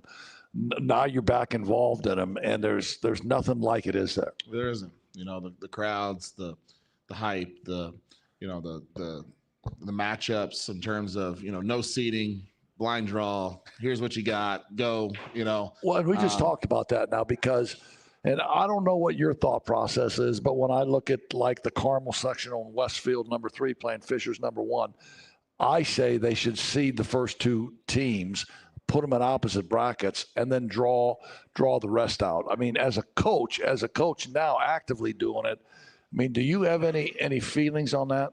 I'd like, I think obviously it puts more emphasis on your regular season, in terms of now how it gets seeded and what factors go into it, strength of schedule. It's hard to figure out at the high school level, obviously those Indianapolis teams are playing, great schedules, and we try to do the same, but, it'd be hard to, who's making the decisions on who's number 1, who's number 2, especially in really balanced schedules. Well, yeah, but we got a guy right in our state that does it for the NCAA, Jeff Sagarin. Yeah. And he would be pretty accurate as to who would be number 1 and number 2. And if you would look at your sectional right now, I don't think there's any question it would be South Bend Riley and Penn. You would be seated number 1 and Penn would be seated number 2. And it's going to work out that way anyway, where you'll play Penn or as you advance through the tournament. I hope so. As coaches say, one game at a time. No, I get that. I get the one game at a Been there, time. done that, yeah. And I understand that. But if it works out to how it's supposed to work out, you and Penn would meet in the championship game, and that's what you want in any sectional, because you want that crescendo building to Saturday night, and it's going to be a full house and blah blah blah. You and Penn, and that's what you would want at Carmel, Westfield against Fishers. but that's going to be on opening night. So it's going to be packed, going to be a sellout. But what's the championship night going to be like then? Yeah. So there's and that's what I say. There's some tough draws, and like you said, eventually you're going to have to go through everybody, but I get both sides of it. For some teams aren't able to go and play a schedule that other people play, and so those numbers at times I feel like can be a little off, in terms of strength, who you're playing, The strength of schedules. who you're able to travel and go play against. Like the teams just aren't getting the same exposure all the time where they do more so in the NCAA. But I get both sides of it, and I think it would make for some great sectional final nights. Yeah, and that's ultimately the IHSAA is about freaking money, and we know that. And I can say that now. I said it when I was coaching, man. And here's what I always said when I was coaching. I said the draws were fixed. And I would say if you were an IHSAA guy and I'm still coaching, I'd say you guys fixed the draw. Because It's because they all went to Logansport, right? well, no, I mean, it has to be. But when I was talking to Shane Sumter, Shane was one of my assistants at Anderson. He's the head coach at Westfield, and they're playing Fishers. His comment to me was, well, I know I got to beat Fishers. So why not have 3 or 4 days of straight up preparation instead of winning on Friday night and having 10 hours of preparation for Saturday? So there's that side of it to look at too. Yeah, absolutely. Like I said, you got to play everybody. I mean, you got to beat 3 really good teams for most sectionals. That's another topic. The 4 teams, Fort Wayne sectionals. Right. Hey, let me ask you one question. Let's go back a week to your Penn game. Yeah. Did you know about this new rule with the conference championships with the tiebreakers ahead of time? I knew at the same time everybody else found out when the newspaper put it out. I think on that Wednesday. That's what I was wondering. So yeah, it's just So you basically, it was the second tiebreaker was point spreads. Well, actually, the second tiebreaker was best win. Okay. So head to head, And and then you go down the ladder. So Right. Marion was the next team in our conference. So if anybody would have, and it didn't work out this way, beat Marion and somebody else didn't, right? That would have been the tiebreaker differential. Okay. And that more is suited probably for a two-team tie, right? Right. When you play the next, but everybody had done the same thing. then you had a we three-team had, tie, we had right? swept the rest of the conference. So Mhm. Yeah, 'cause just we were now we go to point differential Right. at that point. And St. Joe beat us by 2. Penn had beaten St. Joe by I think it was 5 or 6. I want to Yeah, say Four. Four, yeah. And so the magic number becomes 3. Yeah. Somebody so- said you guys had to beat Penn by what, 4 to be the three or 4? 3 would have gave us the win. Okay. Yeah. Okay, so did you? So when I look at the scores on Friday night, and I saw the point differential against Penn, did you see that coming? That big of a spread? No. I was worried about it being a 2-point game. Sure. Right. And we're up 2. And is he going to foul? Because Right. if we win by 4 and he's trying to win that game, but we win by 4 and we end up winning the game, then he loses conference at the same time. Whereas he just lets the clock run out. Yeah. they Right. lose We win the game. They win conference. Right. They're celebrating. Yeah, Right? I was worried about all those weird situations. That's the most stupidest stuff in America. The purity of the game was in jeopardy. That kind of You know sounds what like I the mean? old So it's that's like the old NASCAR stuff where you could win the race, but you'd lose the Yeah. championship. Yeah, 'cause we were sitting in Adams that night doing the Marion Adams game, and we're in our minds like, okay, if he does this, he does this. Yeah, and I was going through, and it was 46 game of the week. So Anj and those guys were giving me every scenario.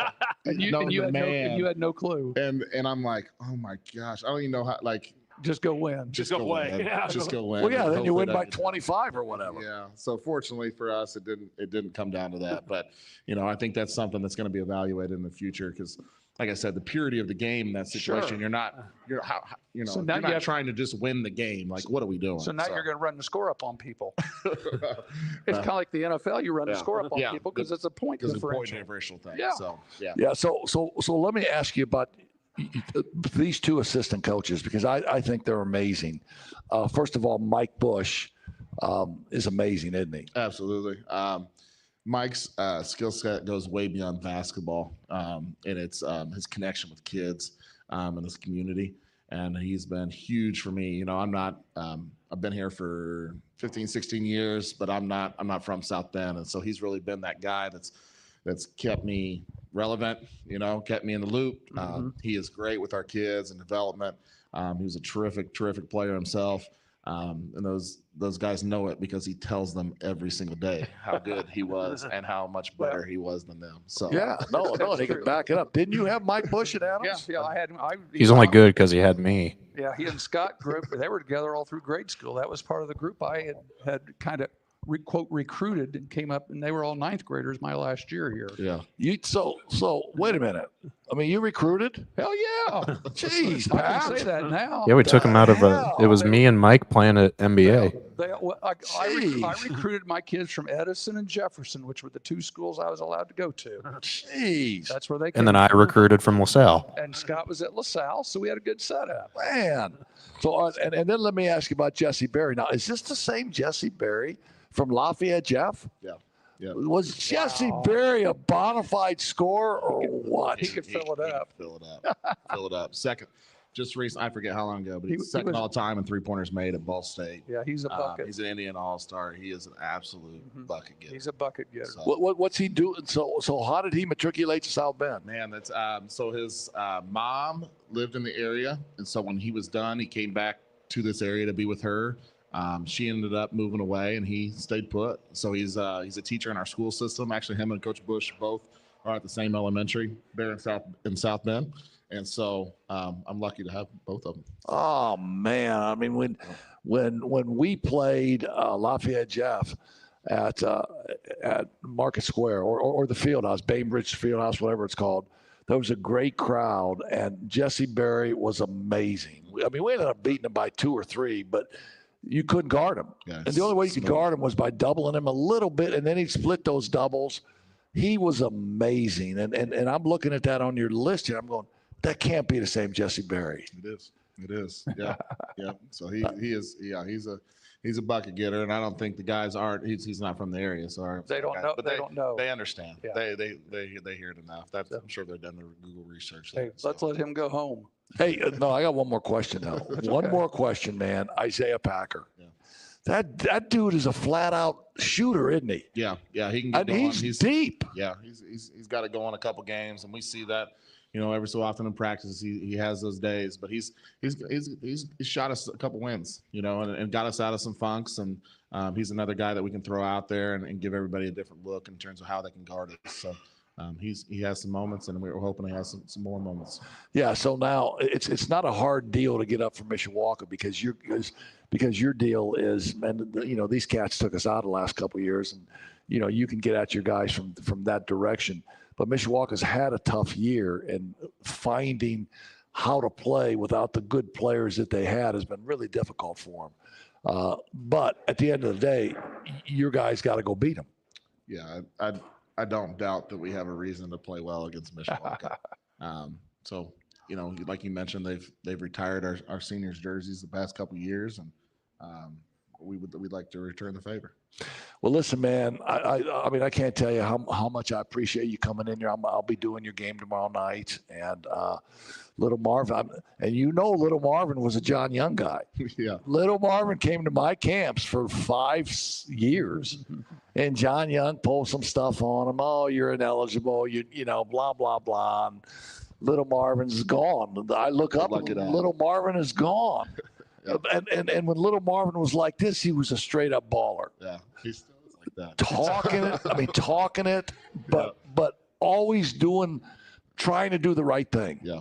He wants to please, and that's awesome. He wants to do well. He wants to prove people wrong. He wants to showcase his stuff. So we're very fortunate to have him play in a Riley Wildcat uniform over the past 4 years. Hey, listen, man, good luck to you. Not only after you win this sectional, but moving on. I think you set this team up well enough to be strong at every position, and then you set your team well enough to advance past the sectional. So we're pulling for you. Good luck, man. Appreciate you guys. Thanks for having me on, and yeah, thanks for coming by. Good luck tomorrow. Good luck tomorrow, Coach. Thanks, guys. Good. All right, see you. That is the great Alex Daniel, who as a player would he'd stick a knife in you as a player and grind it in because he played for Bill Harrell, and Bill Harrell was the ultimate competitor. Yep. And Bill Harrell would just teach those guys how to put it into you.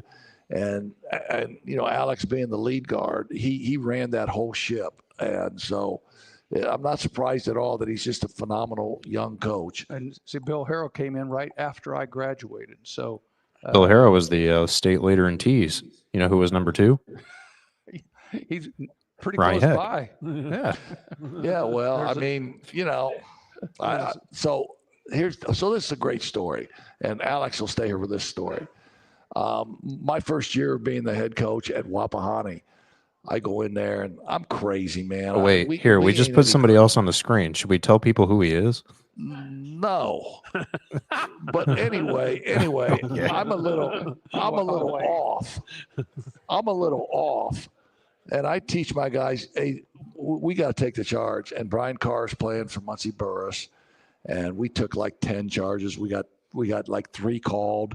The other 7 I went off. You could get 4 or 5 technicals and not be tossed. I get a call from Gene Cato the following week, and I have to go to the office. Gene Cato says, hey, Heck, you're number 2 in the state. I said, oh, really? He said, yeah. I said, who's number 1? He tells me. I'm not going to use the name.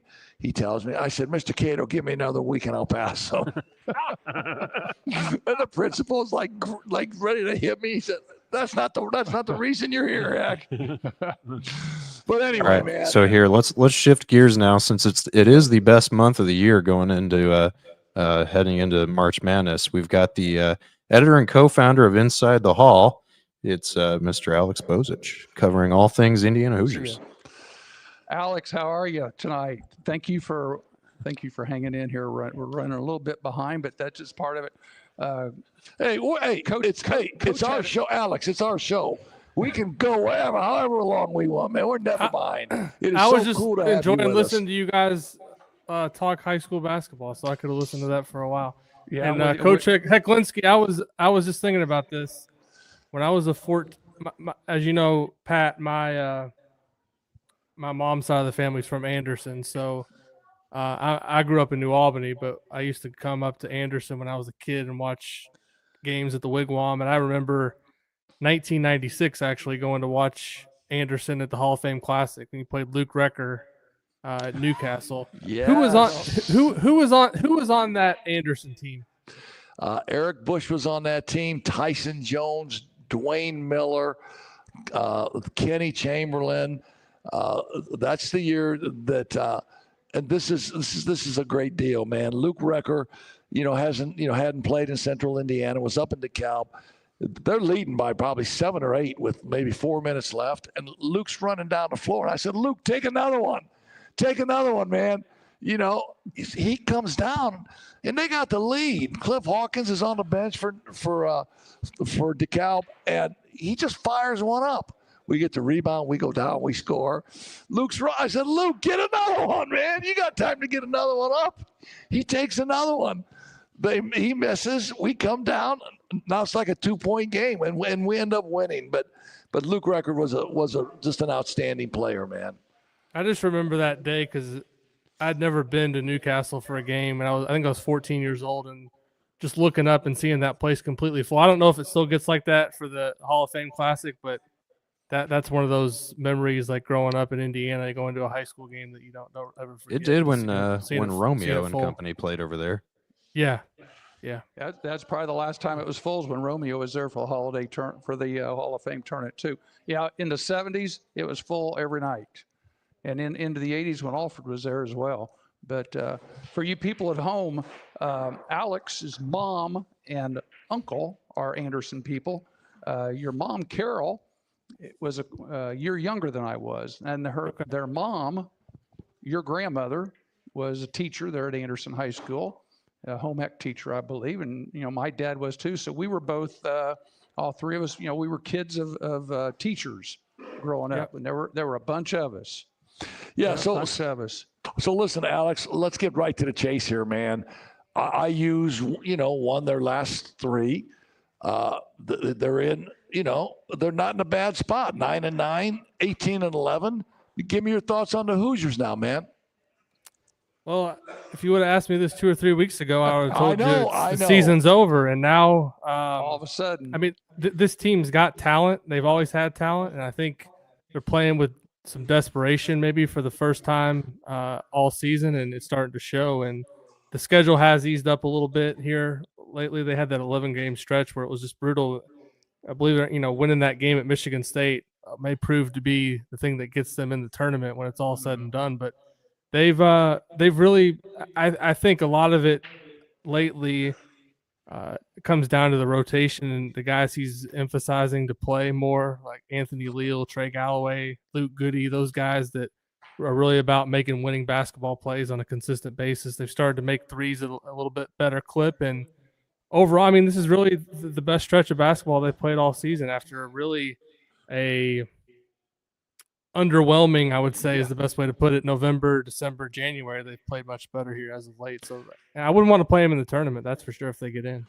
So right now what's- they're the last bracketology I looked at. They're on the 11 line as the one of the last four in to play Oklahoma and Dayton to lead it off. But obviously that's subject to change. Well, yeah, no, because they got to win. They have to win. I mean, they got to, maybe split at the end here and win a game or two in the tournament. But what's the story with Leal, Ben? I mean, he was a very good high school player. He never got much clock, and now he's getting clock. I never understood why he didn't get more clock because I watched him a lot in high school because they played New Albany quite a bit. Got a chance to see him play. Got to see him play Romeo. Got to see him play, I think, against Trace Jackson Davis. He was always a good player, a good shooter.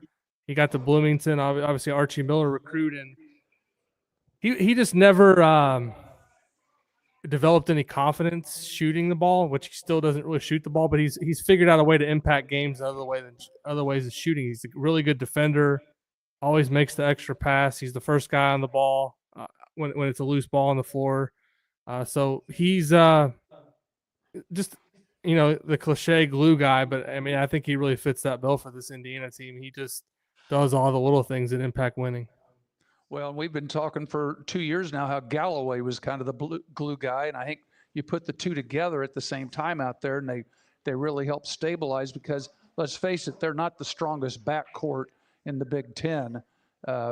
Maybe not even the best backcourt in town with Bloomington South and Bloomington North. You never know. But they make things happen. And they're making those big guys, better right now. And I think the key to that is, can those big guys do what they're supposed to do? Because they did not in January and early February. And Well, I think the other thing I is have no idea why.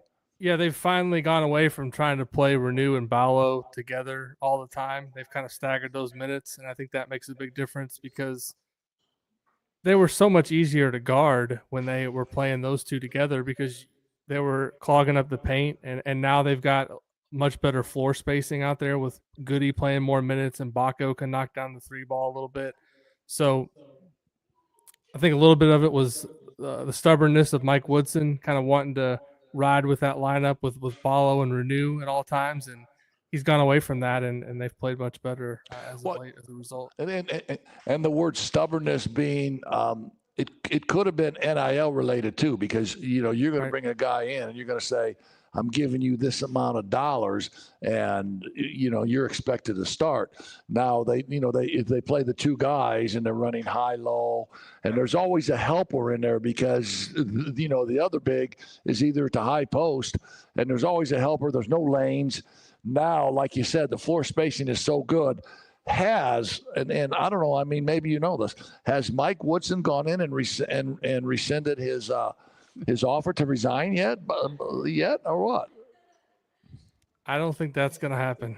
I think, and I'm not sure it was actually his decision. I think that's the way it was presented, but it sure seemed to me that with the way that he didn't want to talk about it afterwards, I think it was a mutual parting of ways. And so in many ways, I think it took some pressure off this season for a lot of these players, and for Woodson, he can just kind of go out and try to win as many games as possible and not having this hang over his head. I mean, it really got to be, I'm not sure how closely you guys follow the team and watch the games and all that, but it really got to be a bit of an ugly situation there at times at Assembly Hall a couple of times this season. And you really hate to see that for a guy like Mike Woodson, who had such a storied career in Bloomington, longtime coach in the NBA.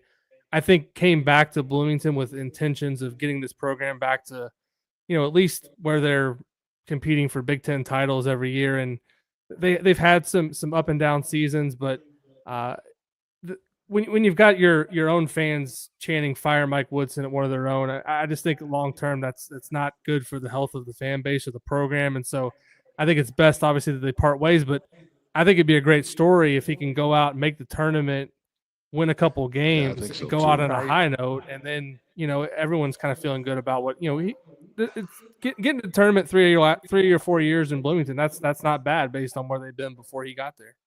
Well, let's jump forward now. You're there pretty much on a daily basis. What names are you hearing being thrown around? I mean, the name was always the Michigan coach. It was his job until he said no. And I listened to one of your podcasts with your dad, and between the two of you, like you said, it was May's job until he said no, thank you. All right. So now what? Who's number 2 and number 3 that they're looking at? Yeah, it's a great question. And Scott Dolson, I think, is running a really buttoned up process, which I think it's the less information out there, the better, because I think the last thing you want in any coaching search is a bunch of rumors and guys talking about things. To me, Or Quinn Buckner hijacking the process. No comment on that one. But the two names I think that you have to call first before you go anywhere else: Scott Drew at Baylor, obviously won a national championship. He's from the state of Indiana. Have no idea if he would leave, but I would make that call. And the other guy I like a lot is TJ Otzelberger at Iowa State, who took over that program, has got them, I think, ranked in the top 10, 15 this year. Just a high energy guy, plays an exciting brand of basketball. Those are the two names that I would look at first. No idea if either one of those guys would come.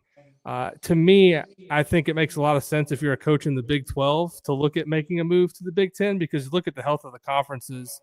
The Big 10 and the SEC are where all the money is right now and where the money is going to be in the future. If I'm a coach in the ACC or the Big 12 and I have a chance to go to a program like Indiana that's going to commit the resources that they are to their basketball program, I'm looking at that as an opportunity to really win big. So those are the leagues I think where you could see a coach make a move. I don't necessarily see, like with Dusty May, he's already got it going at Michigan. He's making $4.75 million now.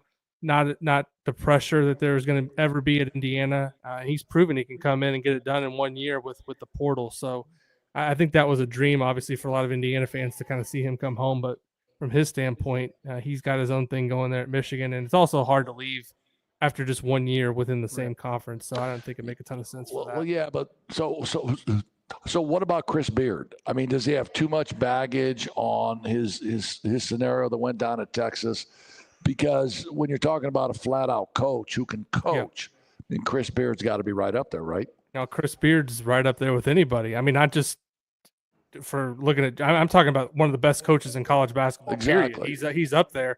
I don't know, from everything I've heard, and this is just kind of what I've heard, I think he'd be a little bit further down the list because of what you mentioned, the issues at Texas. I'm not exactly sure what went on. Obviously, there's police reports, and I think things ended up getting dismissed. But he has turned things around very quickly at Ole Miss. He's been to a national championship game at Texas Tech, and as you said, Coach, in terms of just guys that can flat out coach, I don't know if you can name 5 or 7 in the country better than Chris Beard. So if I'm Indiana, I'm vetting him, and I'm determining whether or not I feel comfortable bringing in a coach with whatever went down. Again, none of us were there. We don't know exactly what happened, but I think it's important to kind of know what happened and figure out if that's something that you want to be associated with. But it's hard to say whether or not, the president, Pam Whitten, and Scott Dolson, is that something they want to do. Well, one of the other coaches that we saw here in just the last couple of weeks at the Assembly Hall was Nick Cronin, UCLA.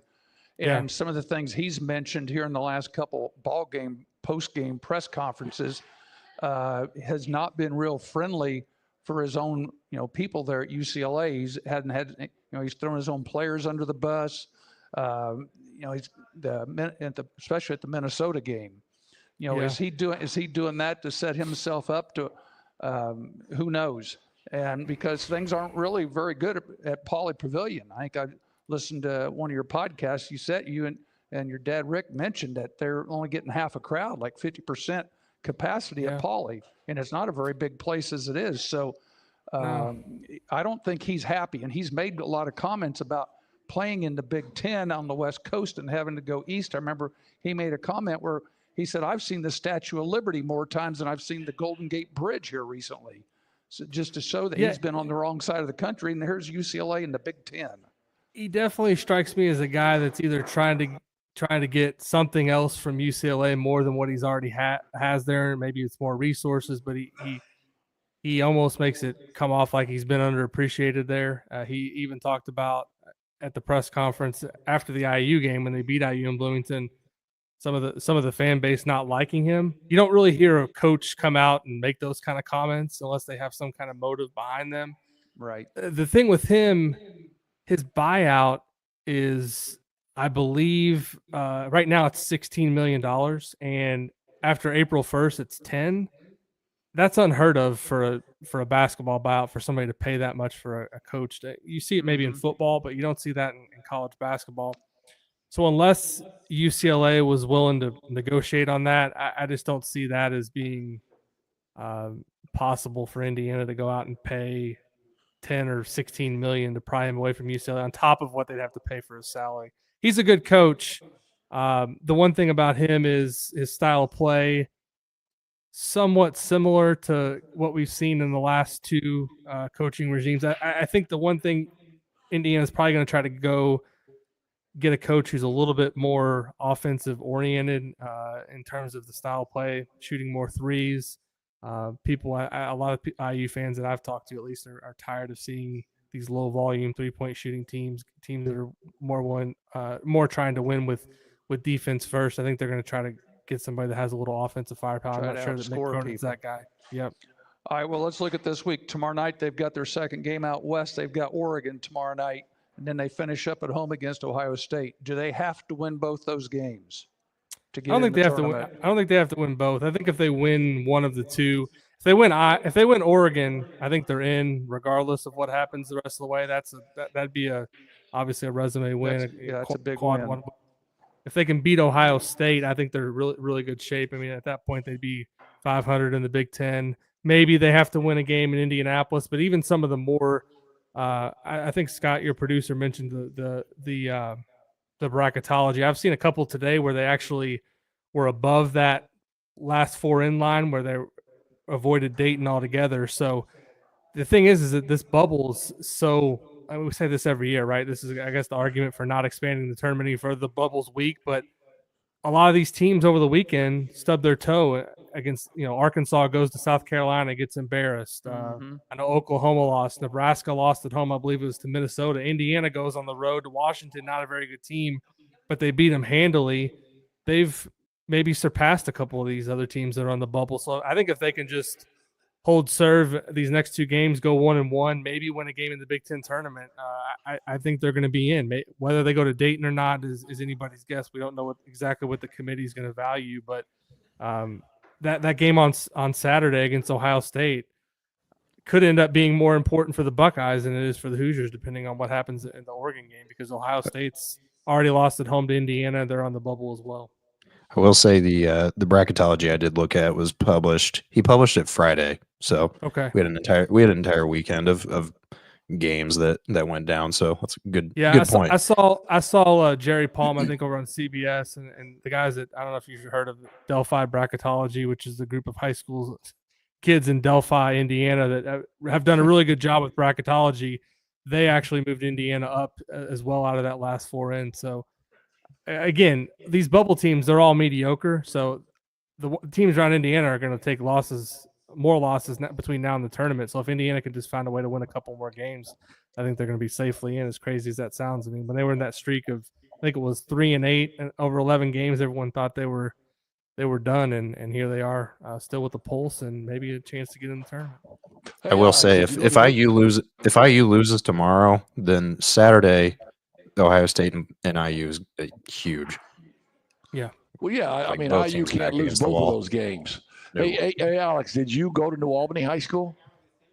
I did. I was a junior the first year that Coach Shannon got there. So So what about the great Jimmy Shannon, man, going into the Hall of Fame, huh? I love him. I love him. He was, during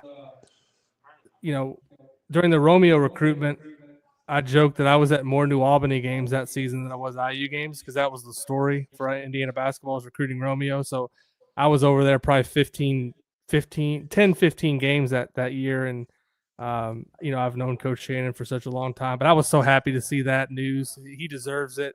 He did such a great job for so many years at New Albany. And people like to talk about that Romeo team winning the state title, but he had a lot of teams at New Albany where he coached them up, didn't have maybe the best talent in the world, won a lot of sectional titles, got, to regionals, semi-states, and just a great, a good coach, but a better person. And he's a guy that I could call right now and he'd pick up the phone, talk basketball if I wanted to. And I know he's still working at New Albany. I think he helps out over at Charlestown High School. One of his former players is the coach at Charleston High School, and he helps out coaching there. And I think they had actually a celebration last weekend at New Albany. A bunch of former players coming back and got a chance to celebrate him. So I love Coach Shannon, just a great guy. Alex, tell everybody how we can listen to your podcasts, Inside the Hall, and also the podcast. You have a podcast on the Brink. Tell us a little bit about them real quick, and we'll let you go home. Yeah, Inside the Hall, I've started that in 2007, been doing it full time since 2012. And, you can just go to InsideTheHall.com, and I'm on all the social media platforms as well. And then the podcast is, as you mentioned, Podcast on the Brink. Just search for it on Apple Podcasts, Spotify. I usually do one episode a week, and we talk. Right now, it's a lot of coaching search talk, but also talk just some, game breakdowns, different things like that. I like to try to get guests on from different schools and just talk different perspectives. And, like to have my dad on too, because, he's a, longtime sports writer, Hall of Famer, and learned a lot from him. So it's fun to have a chance to talk to him as well. Exactly. Hey, thanks a lot for coming on with us tonight. Appreciate it. And we'll keep track of your podcasts, and we'll give us a lot of good information here about IU basketball here in this last week of the regular season. So Appreciate it. And tell your mother we said hello. Will do. I'm sure she's listening right now. So thank you guys. Have a good one. Thanks, Alex, man. Be cool, All right. man. All right. Take care. Thanks, guys. Yeah, that's the great Alex Abosich. He knows basketball inside and out, man. Well, he's grown up with it. And, his dad's on Louisville TV stations down there. And if we wanted to talk Louisville basketball, we'd get hold of his dad. Yeah, and he's from if I'm correct on this, his dad's from the region, right? His dad, I think, was at the Anderson Herald for a while growing up, believe it or not. Wow. So, anyways, hey, we've been 2 hours, but we. I could go another. This might be one of our better shows. I could go another. You have been in Hall of Fame form, and John had, my goodness. John is also here. John took care of us on the Marquette information. My gosh, you guys had all kinds of good stories. Oh, we had good times, didn't we? I told you we would. Oh, yeah. So. I wanted to talk to him more about Tyler Kolek, my favorite player ever. There you go. Tomorrow night, where are you going to be? I am going to be at Michigan City, and here's why I'm happy about being in Michigan City. Because the game ain't going to be very good, I don't think, Riley and Mishawaka. But I'm happy to be at Michigan City because they got the best hospitality room in America. Good point. They are. You got a competition. They're going to have. Jimtown's pretty darn good. No, too. they ain't having meatballs at Jimtown. Oh no. They got meatballs in Michigan City, man. I understand that, man. They got good stuff. And Jimtown. We're going to be at Jimtown tomorrow. we're at Jimtown tomorrow night. You're taking him with you, even though he ain't coming back. I'm going to let him do one game and then he's good. done. Because he can't help out. He's done. One game he's done. He's doing this one on the house. He's doing one on the house. He's done. The rest of the season's done. Good, man. Good. Hey, Dave, listen, John, thanks for coming on with us, and thanks for hooking us up with Steve True. Pat, you're the absolute best. Thanks for listening, folks. We will catch you back here next week. Scott, next week you will be a dad. Yeah. So I will. I probably won't be here. I probably won't be here next week. yeah, you got an excuse. Hey, take care.